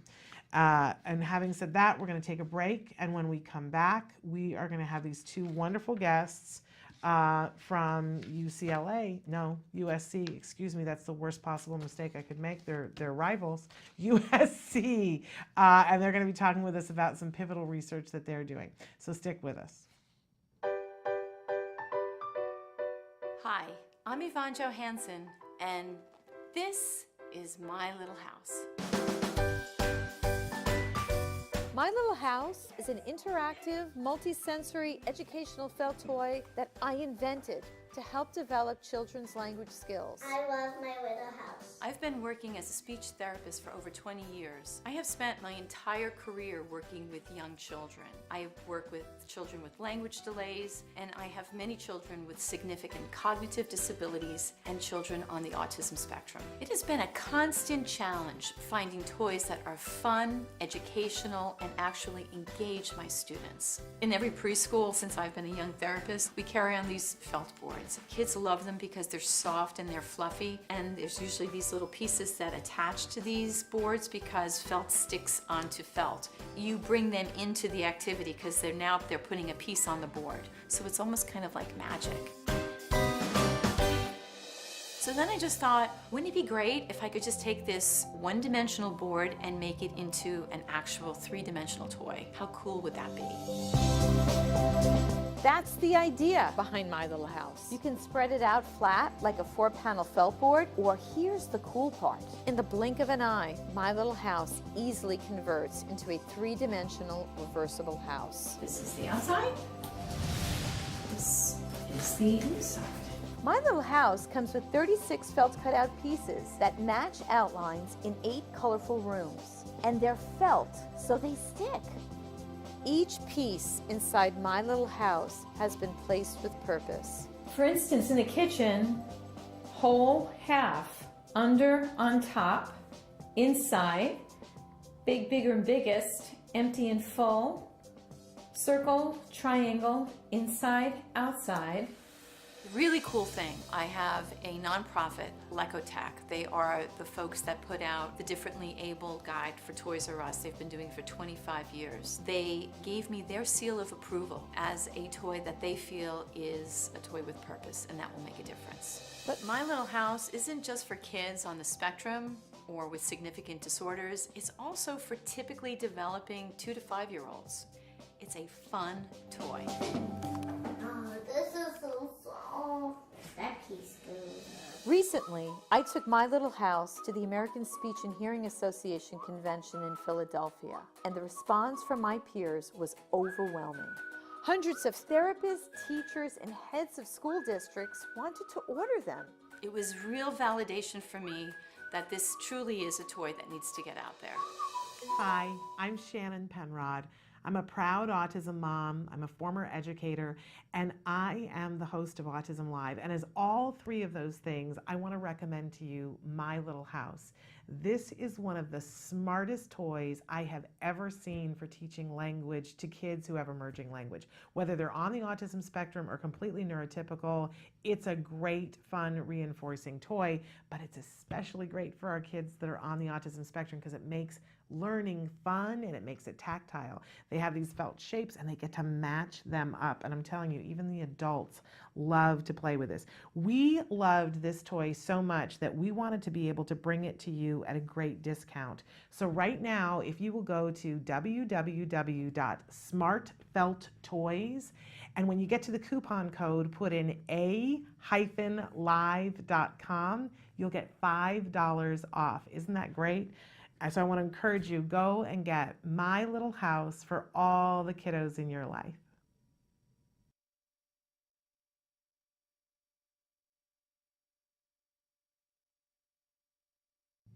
Welcome back to Autism Live, to this blockbuster show that we have today. Joining us right now via Skype, we have 2 amazing researchers from USC. We've got Dr. Beth Smith and Dr. Maya Matarik. And they are coming to us, as I said, from USC, doing research on a very particular area that I think we're all going to get very excited about. They have lists of accomplishments that I could tell you, and we'd have to be here for a week. These are 2 very accomplished women and researchers in the field of autism. Very excited to talk about specifically how you guys have come together. I don't want to take away the glory here, but let's start with Dr. Smith. You have a particular overall hypothesis to your work that's about limb movements and autism. And then Dr. Matarik, it seems like you have got more of an interest of looking at socially assistive robots, and the 2 of you have come together to do something super impressive. Am I even in the neighborhood of understanding this? Yes, absolutely. All right, okay. So let's start with, as I said, Dr. Smith, Dr. Beth Smith, and let's talk a little bit about what this hypothesis is about the infant limb movements. What are you looking at? Sure. So my background is physical therapy, and I, as a physical therapist, I'm very interested in how movement relates to development. So we can look at infant movements as both an input to the developing central nervous system. So babies are moving, they're learning about the environment, interacting with the environment, learning about their body, how to control their body, how to interact, different responses, things like that. But movements are also an output of the central nervous system. So as babies are growing and developing, the ways that they move change. So as a researcher, as an infant development researcher, I'm interested generally in the role of movement, both as an input and an output. So as an input for learning, as an output for identification of development. And as I've been doing that work over the past few years, I've gotten to know more and more people who are doing research in the area of autism and realize that there's just as much of an opportunity in autism as there is in development in general. So. And is this that, though, we've heard a lot in the last couple of years about micro movements. Is that what we're talking about, or is it slightly different than that? Well, it's related. So the micro movement work of Dr. Torres, she actually is a collaborator of mine. And in her case, micro movements are very, very small, not necessarily identifiable just by watching. In our case, we're looking at the actual leg movements and the pattern of leg movements. So if you were watching a baby move, you would see them, a young baby, 2, 3, 4 months of age, they're going to be laying on their back, kicking their legs, making different patterns of movement.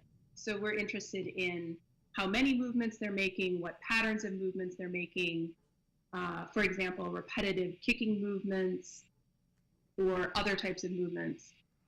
And looking at, in the case of autism, particularly looking at the variability or repeatability of those movement patterns. So the kicking pattern of the baby's feet can potentially demonstrate to you that this is a child who might end up being on the spectrum? So that is the idea generally, yes. Okay. That we can, so we use wearable sensors and we're getting 20 samples of information per second about the movement patterns. So we can presumably use that information to identify and measure different patterns of movement and relate that to later diagnoses or later phenotype. Okay, but in and of itself, that is fascinating. But then, Dr. Matarik, you're bringing a robot into this scenario. What's that look like, and why are we doing that? Well, so I worked for the last 15 years or so in starting this field of socially assisted robotics, and we worked on autism in particular all along, because first of all, we know that many children with autism, not all, but many children with autism are fascinated by mechanisms, including robots. And so there's already a hook there. And then the question becomes, how can we design those robots to provide interactions with the child, one-on-one or in groups, that will actually be therapeutic in nature, that could be used in interventions and in therapy. And so we've been doing this for a while, but we had usually worked with preschool kids and older. And when I learned about Beth's work, I was fascinated about the potential of working with infants. And so we found this intersection where we could use a robot that is actually infant-sized, if not infant-shaped, but infant-sized, that we can put in an interaction with an infant so that the robot is sort of a stimulus for the child, and it potentially may be triggering even the mirror neuron system, which stimulates people to imitate what they observe, which could be one way, another way, in addition to the robot being fun to look at as a stimulus, but also triggering a neural mechanism that makes humans, including infants, imitate. So these are ways in which we want to stimulate movement. And then also because the infant is interested in all kinds of things that the robot could do, we can then use robot sounds, robot motions, robot even color to reward the infant for moving. And therefore the robot is both a stimulus and a reward, so that then potentially therapy can be structured around that to do both early diagnosis and understanding better, as well as rewarding in a therapeutic way increased movement. Yeah. And if I can just add to that quickly, that fits in with what I mentioned earlier about movement being both an input and an output to the developing system. So we can potentially use movement as an output in this context to identify developmental trajectories, and we can use it as an input interacting with the robot as an intervention, potentially. So we just saw a picture of the robot sitting across from the baby, and when I was doing the reading up on what you guys were doing, one of the examples was that the baby sits in the car seat and the baby kicks its leg. And then in response to that, the robot kicks the ball. And that you're looking to see, and correct me if I'm wrong, because I could be wrong, you're looking to see at what point the baby understands that they're kicking their leg is what caused the robot to kick their leg. Is that correct? Yes, that is okay. the... And this is very exciting to me but tell us, what can that show you? What does that open the key to if the baby realizes, oh, when I kick my leg, the robot does this? Mm-hmm. So we know that typically developing infants can learn this relationship as young as 3 months of age.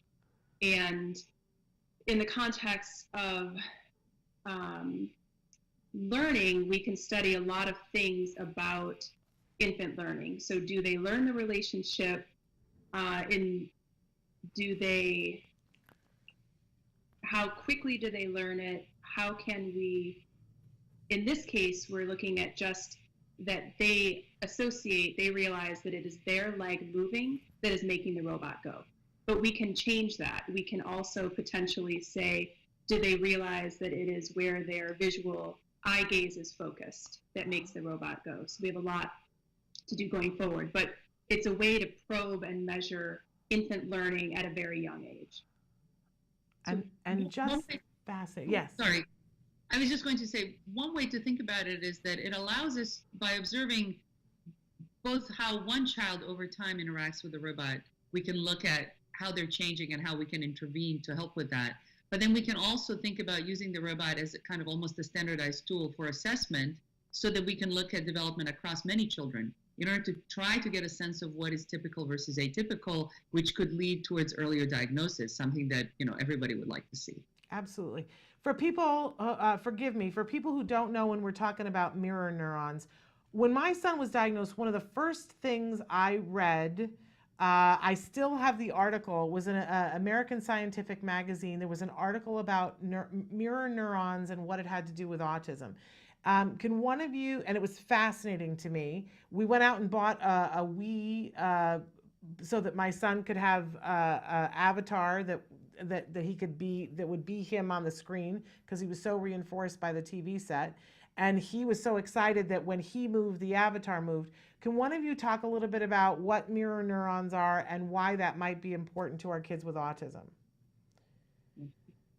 Sure. So I'll start and then you can add. So mirror neurons are neurons that are activated when observing somebody else do an action.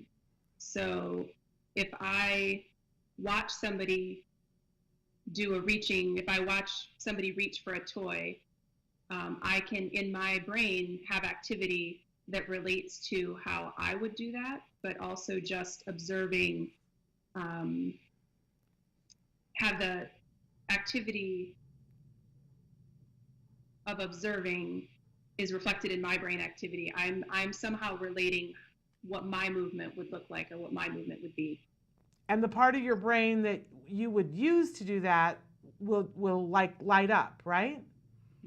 Well, so the thing that was really fascinating when mirror neurons were discovered is basically, it's the foundation of how we understand what other people are doing. So we're wired to understand other people's behavior. How do we do that? It turns out that it may be that a part of how we do that is every time I see you move, like when you raise your right arm, my mirror neurons light up and I'm ready to raise my right arm as well. So it's an immediate unconscious ability to imitate. We don't execute that imitation, so you're suppressed. You don't imitate everything you see.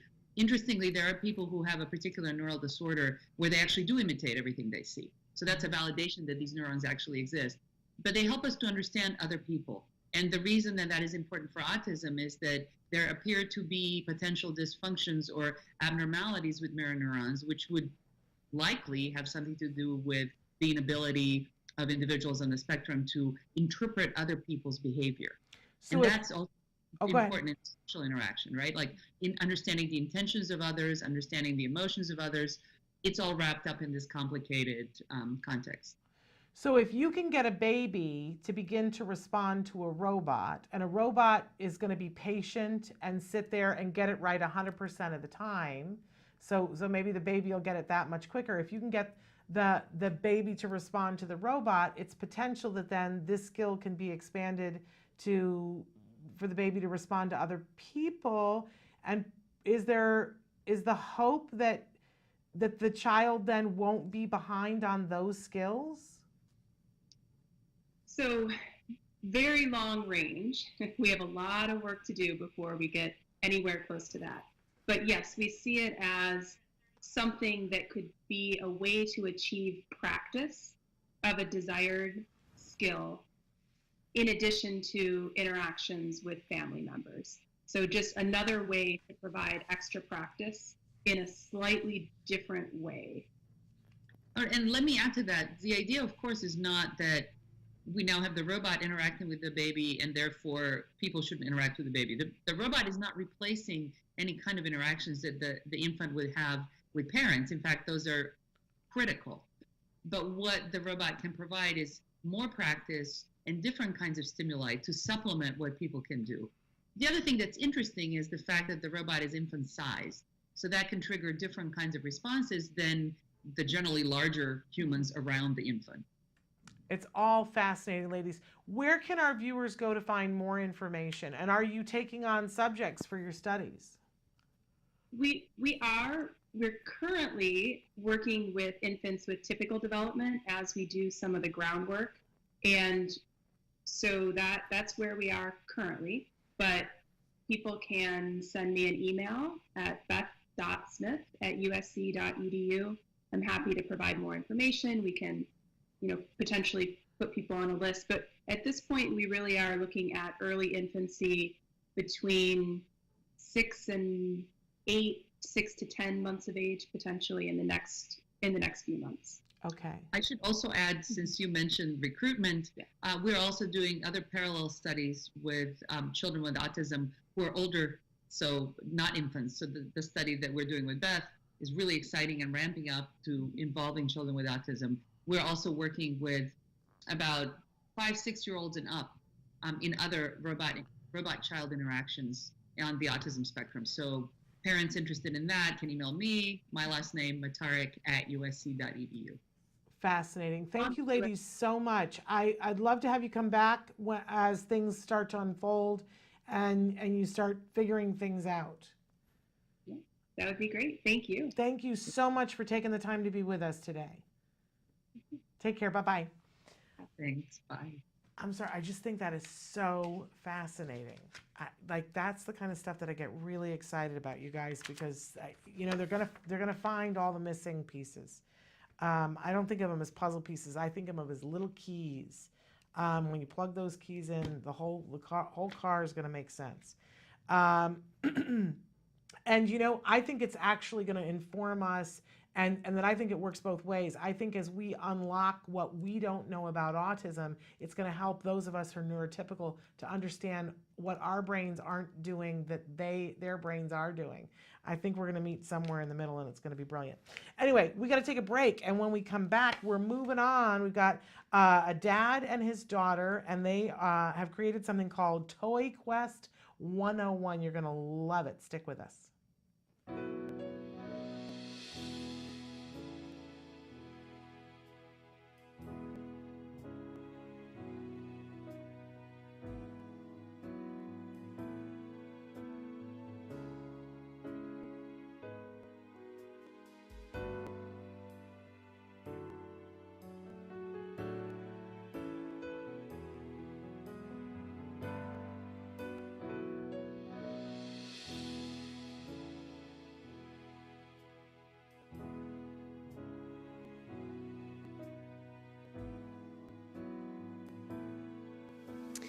Being part of this community is really important to a mom with a son like Jackson, because it really does take a village, and you need so much support, to help bring out all of the amazing qualities and skills and talents that our children have. So I'm just very grateful to everybody who was a part of this.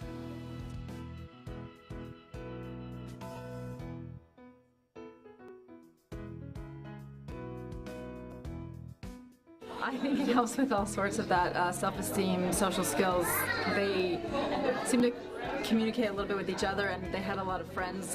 The helpers were phenomenal, and I think the social skills for sure, because they worked together and they did a couple of group things across the floor, and they sang songs together, and I yeah, for sure, I think it's a really huge deal. A great program.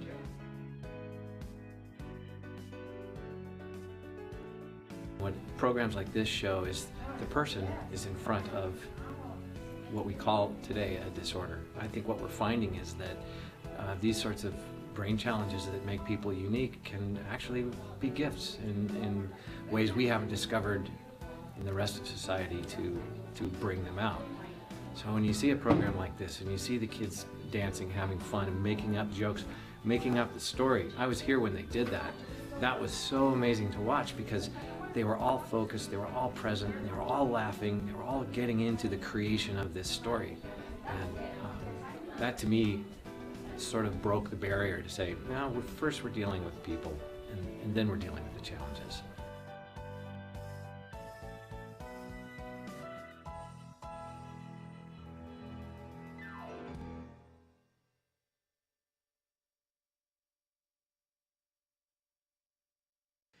Well, it's been a big show so far, and we're nowhere near done. We have joining us right now Miguel and Ileana Figueroa, and they are from Toy Quest 101. Very excited to be talking with them.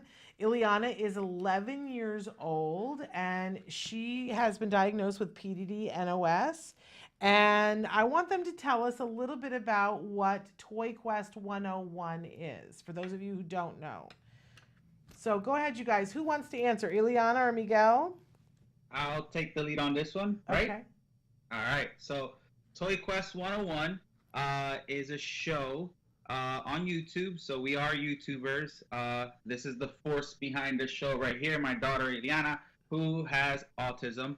And on the show, what we do is we open up toys and we review toys for the kids watching and the people watching at home. We promote a lot of positive things, things that have to do with autism or kids with special needs, or we bring on guests onto the show that have a positive message. The show came about, we've only been doing this for a year, so it's been quite a journey, short period of time, but we've had a lot of success with it. But the show came about when my daughter Ileana was laying down and she was watching videos on YouTube. And one day I told her, hey, you should make your own YouTube show. And she kind of got upset. She closed the iPad up and looked down and was like, I can't. When she said, I can't, my mind as a father started going nuts. Maybe somebody told her not to, bullying, like all this stuff. And I'm like, hold a minute, why can't you? And she goes, well, because I have autism. And when she said that, it kind of broke my heart. And at first I didn't know how to react, and then I was like, all right, let's make a video, me and you. And that's the day that we did our first episode of Toy Quest 101. As you can see behind me, we are in my man cave, which is the studio where we record at. And we did the show. Her mom was the one behind the cameras, and she still is. And her growing up, some of the challenges that we had with Ileana was her talking, which was the biggest one, interacting with other people, socializing. She was very shy. That's some of the things that we've worked at for so long. And when we did that show and the show finished, me and her mom kind of looked at each other, and her mom was just speechless, and I was just like, what just happened? Ileana was so interactive. She talked so much. She, it just went so well. Things that we've been working on for so long. And the show was just so good. For it being just the first show kind of on the fly. And me and her mom looked at each other, and Ileana was happy. Like, you could tell she was proud of what she did, and we gave her a high five. And since then, we were like, you know what? Let's keep going on with the show. Let's help out other viewers. Let's, you know, show kids with autism that just because they have autism doesn't mean that it's going to be a roadblock to accomplishing a dream that they might have, like Ileana did just going on YouTube. And ever since then, it's been a success. It's helped her out with her growth. We have a better bond now. I finally found something that me and her could relate to, which was another difficult thing growing up, you know, with her having autism. And, you know, since then, I mean, it's been an awesome ride. I mean, we've had support from local, you know, businesses and people and celebrities come onto our show, which is our biggest thing, which I think is one of the reasons why our show is such a hit. And, you know, the amount of people that reach out to us since we are on social media from all around the world is quite amazing. You know, asking us for help or opinions or giving us shout out or support. It's just been amazing. It really has been. Well, you guys are making my face hurt because I'm smiling so hard. Ileana, you are such a beautiful young woman. I got to ask you, this stripe of blue that you have in your hair is absolutely beautiful. How did you make that happen? How did you get that blue in your hair? One of my mom's friends did it. And did they have to dye it blonde first, or did they just put something in that made it blue? They put it blonde and then blue. Oh, it's absolutely gorgeous. It's bright blue. That's hard to do. You'll have to give me all your tips and tricks later on. But okay, so this is fabulous. And obviously, I can tell by the grin on your face, Ileana, this is a good time for you. Did you, because a lot of kids watch YouTube, and they really, really love it. Did you ever think when you were watching YouTube that you'd like to have your own show? Yes. But it seemed like it was going to be too hard to do, huh? Yeah, it's true. And now you're a big YouTube star and going to be a bigger YouTube star with all these things that you're doing, which is pretty awesome. What do your friends think about you doing this? They think I'm good at YouTube and they think I'm gorgeous sometimes. I think you're amazing.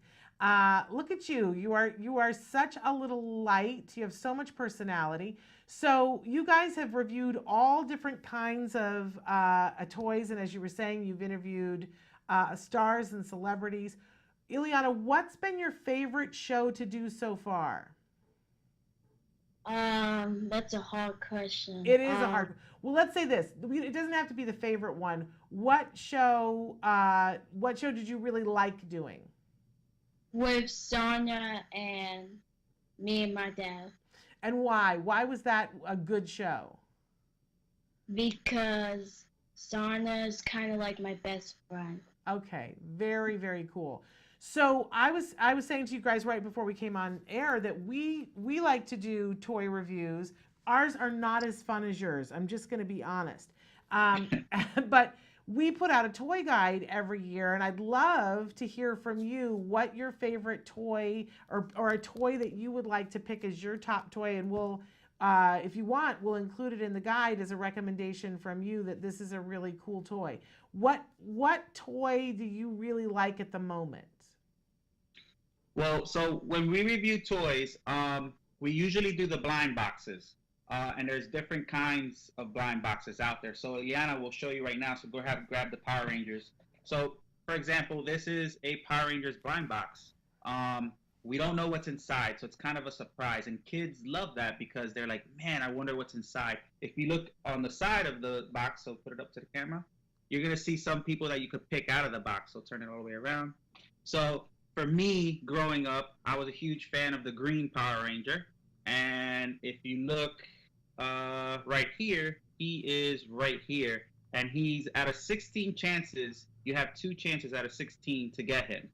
And I didn't even know about these. I didn't know about blind boxes. So Yeah, you buy it and you don't know what you're getting. Exactly. You don't know what you're getting. And basically, I would ask Ileana, all right, Ileana, which one do you want to get? She'll tell me maybe she wants the Red Ranger. I say I want the Green Ranger. And then we open them up and see what the surprise is. Now, the cool thing about these blind boxes is some of them are very rare to get. And when you get the rare ones, it's very exciting. They're very hard to get. They're called Chase. And usually they have blind boxes for pretty much every single cartoon or movie you could think of. There's different brands like Funko, Loyal Subjects, which are these guys. And then there's also blind bags, which are a little different. And here they have key rings. So if you see here, they have all the Marvel guys from the Avengers here. And they're basically to put on your keychains. And here they are. And then this is one that's already open. So you can see this is Wolverine from the X-Men. Very cool. And basically you put that on your keychain. Well, so we used to get the Lego minifigures, I guess, that were blind bags. So yes, there's. And that was a great, great treat for my son because we didn't know which. But we would stand there at the store for hours and feel the bag to see what, oh, there's something sharp in that. I think it's, and we flip the bag over and go, this guy has a sword. I think it's the Roman soldier. And then it never was. But now, are there cheats sometimes where there's like a code or something on the box that will tell you what's in it? There is not. I think what you described, everybody does. If it's a blind bag, we kind of start feeling it to see if he has pointy, if he has pointy ears, you might get a Batman, for example. Here's a Batman blind box. But there are little ways to kind of figure it out, but you really can't. So that's the surprise behind it, is figuring out, okay, who do you want and are we going to get them? And that's kind of fun. So are we going to open that Power Ranger to see if you got the green one? You don't have to. Do you want to? Well, I want to, but you don't have to. You want to? All right, let's open it. So let me ask you something, Shannon. Yes. Did you ever watch Power Rangers? Yes. And who was your favorite Power Ranger? I think the blue one. All right, so that's Billy. So we'll take a look. So if you look back here, Billy's right there. Okay. And he comes with his dagger, his helmet. And Ileana, which one do you want to get? Blue one. All right, so she wants to get the blue one too. All right. And I want to get either Tommy, which he was the Green Ranger, or he was also the White Ranger. Ooh. So he was 2 Power Rangers. So go ahead, Ileana, let's open it up so we can show everybody how it works. And do we know what the rare one is? Well, let's see. So the rarest one here is going to be... Actually, so it's the White Ranger. If you see there's a number right there, it's 1 in 48 chances. Okay. And then in the middle, there's one that you don't know who it is. That one right there is the rare one. It's the Chase. Okay. That one's 1 in 96 chance. So if we get any of those, that's pretty cool. All right, so it's a little like going to Vegas. Yeah, exactly. All right. So they usually are bagged up. So this is the bag so you guys could see. Uh-huh. So there's no really way of knowing still. So go ahead.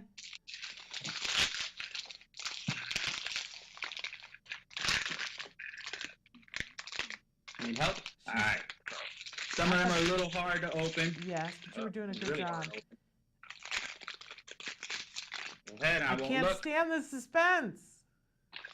Oh, and we got the Yellow Ranger. The Yellow Ranger, okay. Here she is right here, so you guys can see.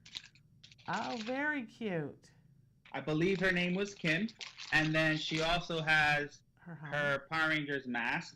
And it comes with a trading card. Very so cool. You can see. So then when we open up the mask, we could go ahead and probably put the mask on her. Let's see. Yeah, actually, yeah, you could put the mask on her, which is kind of cool. And now you have your Power Ranger. And she has some accessories to go with it, which are kind of neat. And her daggers, she did have daggers. So really kind of cool. That's basically what we do, and we review them. So this looks good because you see she was the tiger, the saber-toothed tiger, because it was dinosaurs that they jumped into their machines when they fought. And it looks pretty neat. And it's kind of nice because you could take the accessories off and stuff, and it's awesome. And these right, Anna? These are great toys for our kids. Amazing. And I love the suspense of being able to see what it is. So where do people need to go? What's the name of the channel? So the channel is Toy Quest 101. And it's the same name on every platform. And you can find us on Toy Quest 101, Facebook, Instagram, Twitter, and subscribe to our YouTube channel. Yep, subscribe to our YouTube channel. So Instagram, Facebook, Twitter, and you can subscribe to our YouTube channel, which is our biggest platform where we do our shows. Our next show, believe it or not, we're going to have a celebrity guest on the show. His name is Rob Paulson. You might not know the name, but you might know the voice behind the name. He was the voice of Yakko Warner from the Animaniacs. He was Pinky from Pinky and the Brain. He was the Mask. He's Carl Weasley on Jimmy Neutron. He was Donatello and Raphael.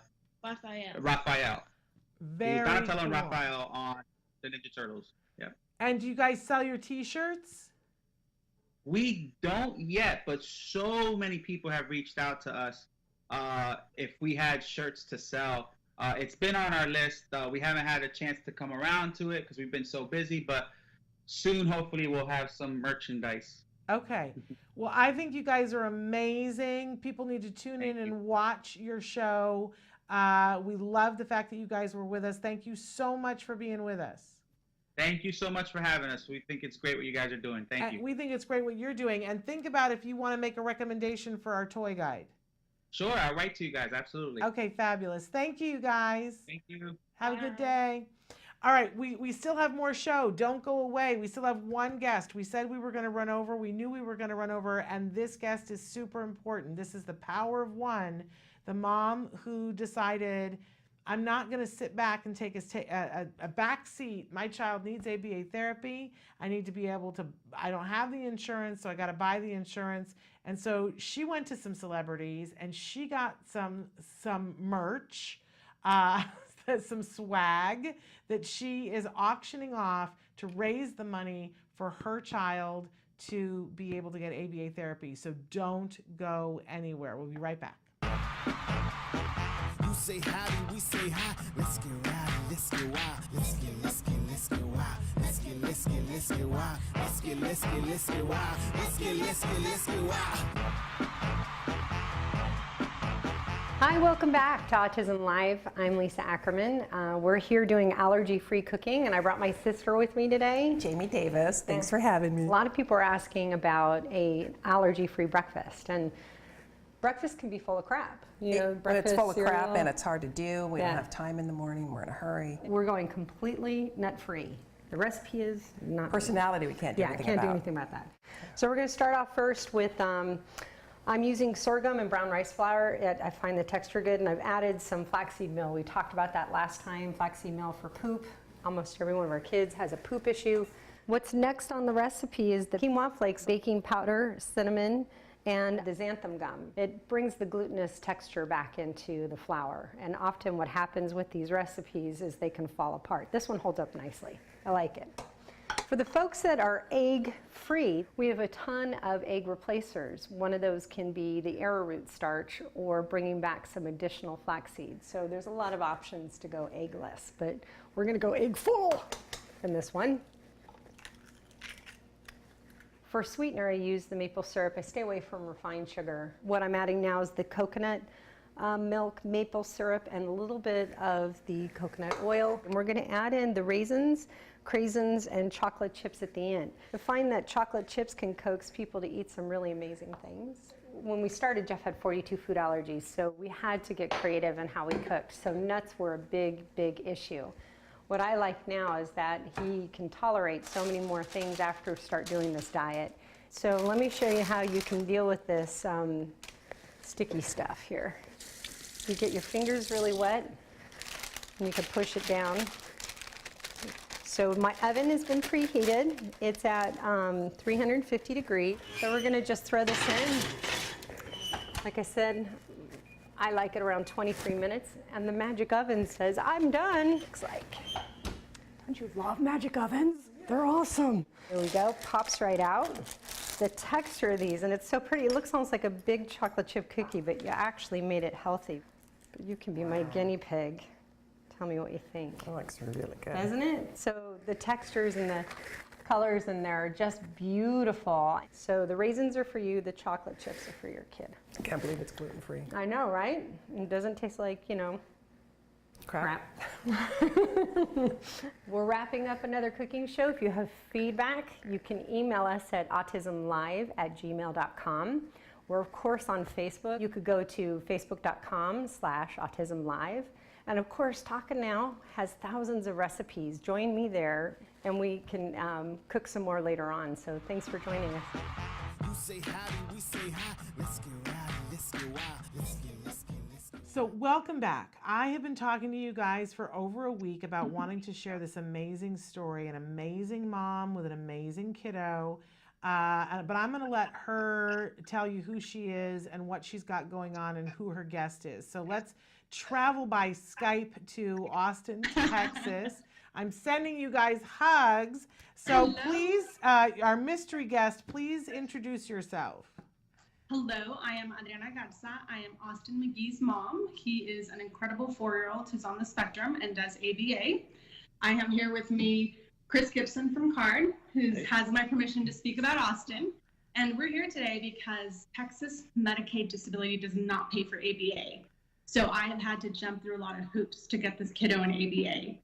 And one of the things I'm doing right now is an auction for him. A lot of really cool people who I adore were nice enough to donate items, sign them, so that we could help Austin on this journey. And I just want to say that we meet amazing moms all the time, but honestly, you are so inspirational because you have been saying to me for a while now that nothing was going to stop you, that you were going to figure out the way to do this. You have asked as many people as you needed to ask to figure out how to do this, and then figured out, okay, now I know the insurance I got to have, but now I got to have this amount of money. You have been relentless, and I am impressed with you. And tell me again, so the relationship with Chris, because you mentioned briefly that it was okay for him to talk about the case and that he is your supervisor. And so we just wanted to say thank you to Chris for coming and being here too, because you've watched this mom and seen, like, when a mom gets this serious and says, I'm going to do everything it's going to take, what is that like for you as a supervisor? It's pretty much the dream come true from a supervisor's standpoint.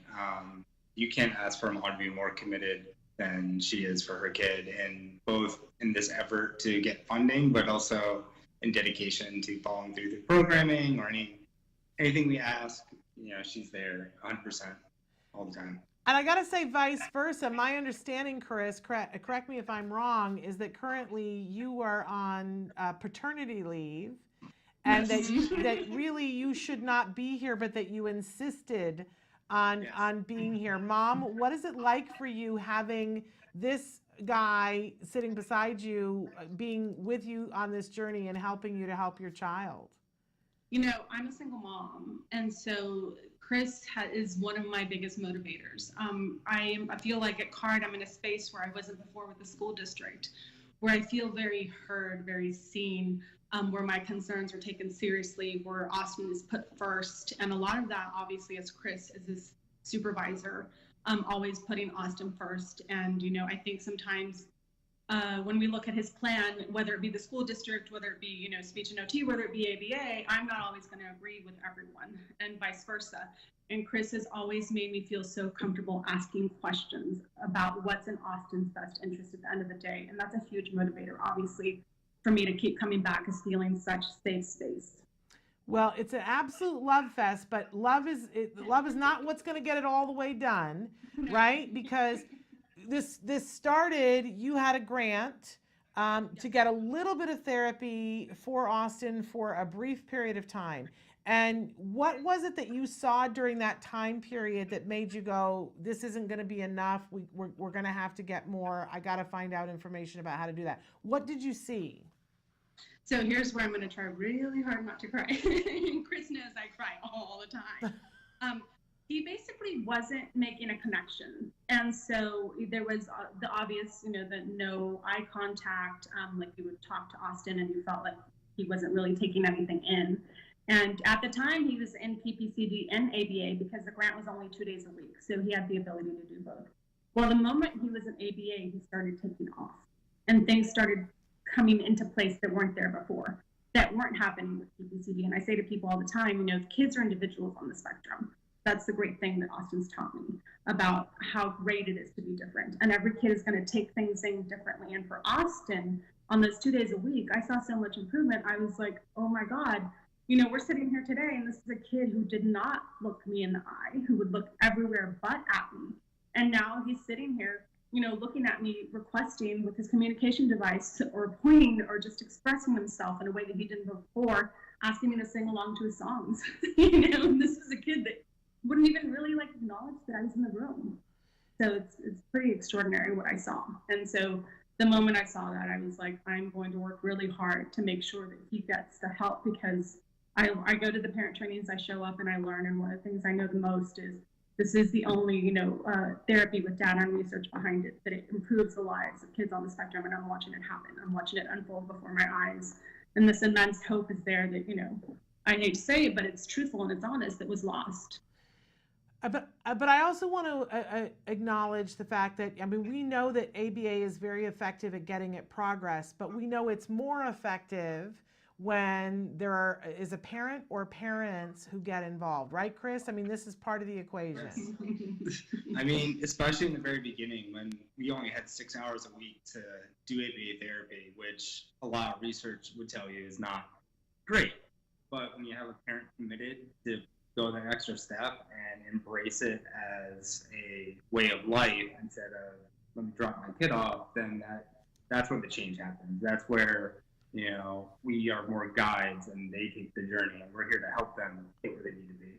Well, speaking of help, so what you saw was that this was working with him, and then the grant ended, and then it became about, okay, how can you get more of the ABA, more intensity over a longer period of time, and you found insurance. But the insurance, there's a premium that has to be paid, and it's expensive. So that brings us to where we are right now, which is at a pivotal moment. You have worked so hard. You've gone to people, celebrities. You're amazing that you got these amazing things. You have merch. You've got swag that is signed by amazing people. You're going to show us something? Show us. Funny you should mention it. I have the script of The Good Doctor autographed by the entire cast right here. Isn't that amazing? So people can bid on that right now, and we want people to understand that when you bid on that, if you get the winning bid, you get to have that script and own that script, and Austin gets to have more ABA therapy. What could possibly be better than this? This is an opportunity to step up, get something cool to give to somebody as a gift or to keep for yourself. These are collector's items, and ensure that this fabulous little boy is going to get what he needs. So we're showing you need to go to biddingowl.com. There's only 24 hours or a little less than 24 hours?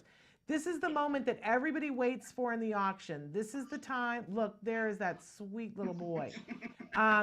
This is the point in the auction where you need to jump in, because this is when people actually get the thing. I just want to kiss his little cheeks. And there are many different things that are on the auction. Now, if it's out of your price range, or believe me, there's going to be something that you want. But if it's already out of your price range, I want to let you know you still have the opportunity to be involved, because there's a donate button too. And if you just want to do a solid and shout out to the universe and go, I believe in good things happening, and I want to be a part of lifting this mom up and making this happen for her child, give a donation of any size, and you know it's going to, look, these people are working together. They're getting this done. This is not money that may go to something. This is money that's going to something that actively will be something different. So you want to go to biddingowl.com, but then once they get there, what are the magic words that they want to type in the search there to get to the page? So it's biddingowl.com/Austin's Journey to ABA.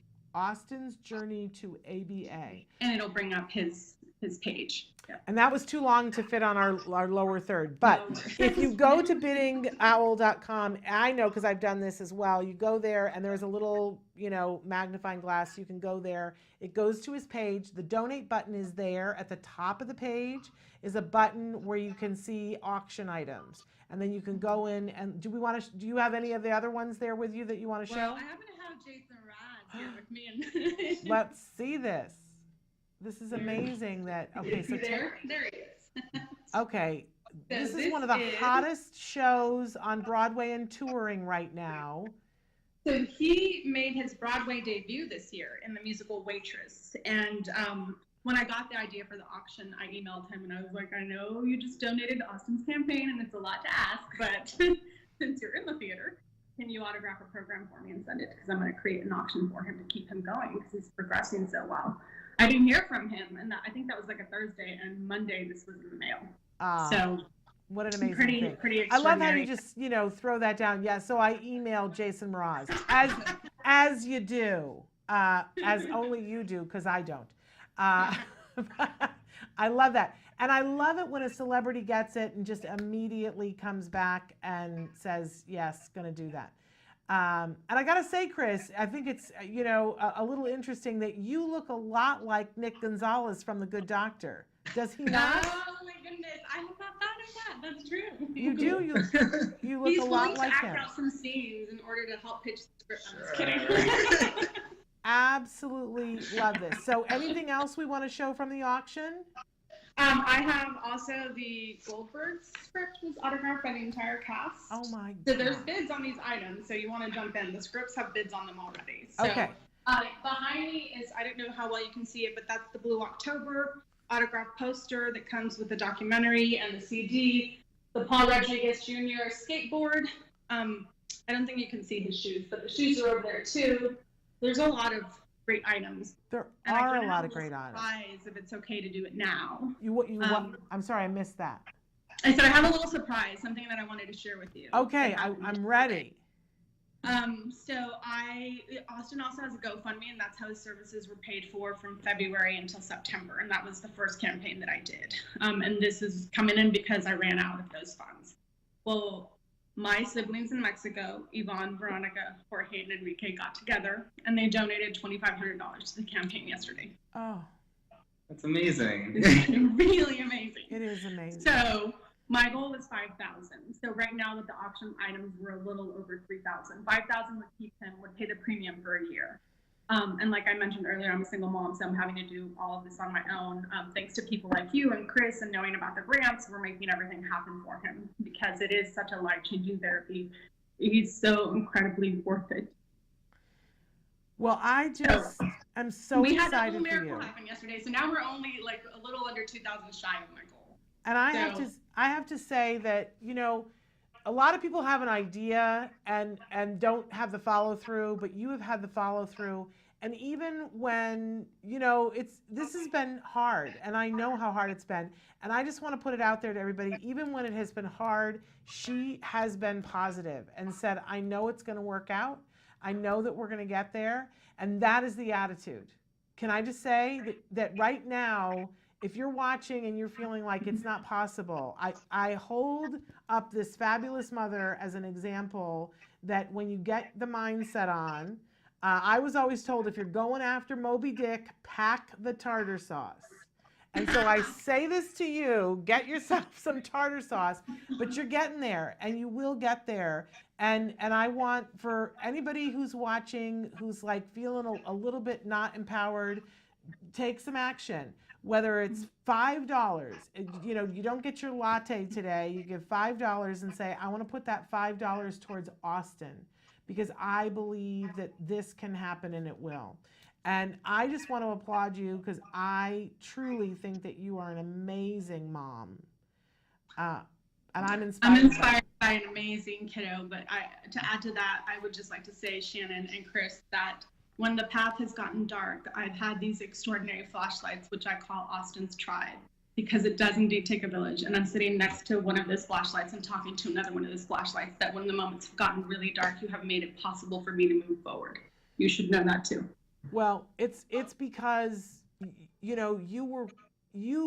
are the floodlight then. I'm happy to be a flashlight, but you're the floodlight. And I know that you're lucky to have him because he's a very special young man, but he's also lucky to have you because you're a can-do mom. And Chris, I want to thank you for being an amazing supervisor and being there for this whole family and getting it done. And I'm excited for you. You're on paternity leave. What did you have? A boy or girl? A baby girl. Well, I'm very, very excited for you, and really want to thank you for being there for this family in such an exemplary way. I know you guys are making big things happen. How old is Austin now? He will be 5 in November. Okay. So there's still a lot of time, and you've got a lot of work to do, but you're getting it done. And anybody who's watching, be a part of this. You want to be able to breathe tonight and go, I was a part of that, even if it was in a small way. You know, the little rock in the pond makes the big ripple. Be a part of it. So again, biddingowl.com, and it's Austin's Journey to ABA. Yes, Austin's Journey to ABA. You can donate, and that is so appreciated if you want to donate, and or you can bid on the items. When exactly does the auction close? Midnight Friday. Midnight Friday. So tomorrow night at midnight, what time zone? Central. Central time zone. Okay. So I just am sending you hugs. And hope that you get every single penny plus some towards the next year to make this happen. Chris, thank you so much for supporting this family and for coming out today, and hug that baby for all of us. Will do. Thanks for having me. And Adriana, will you please give Austin a big hug from me? Oh, yes. Okay. Love to all of you. Again, biddingowl.com. Let's all make this happen. Anything else you guys want to say? Just that we're grateful. Thank you. Grateful. Thank you so much for the time. Thank you. I can't wait to be able to tell people next week that you made your goal. We're putting it in the universe. I love that. Thank you. All right. Thanks, you guys. And we're way past time. Oh my goodness, we've gone 15 minutes past, and it was so very worth it. I really want to thank all of you for hanging through last week with our technical difficulties. We are back next week with full shows. And I am excited for all the things that we've been planning stuff for you to get us to the end of the year. And you guys aren't going to believe some of the things that we have going on here at Autism Live. Always remember that you can write in questions, whatever you need, whatever you want. Tell us topic ideas of what you want. But we've got some exciting stuff coming to you. Don't forget, biddingowl.com. And I will be back with you next Wednesday. Until then, give your kiddos a hug from me and one for you too. Bye-bye for now.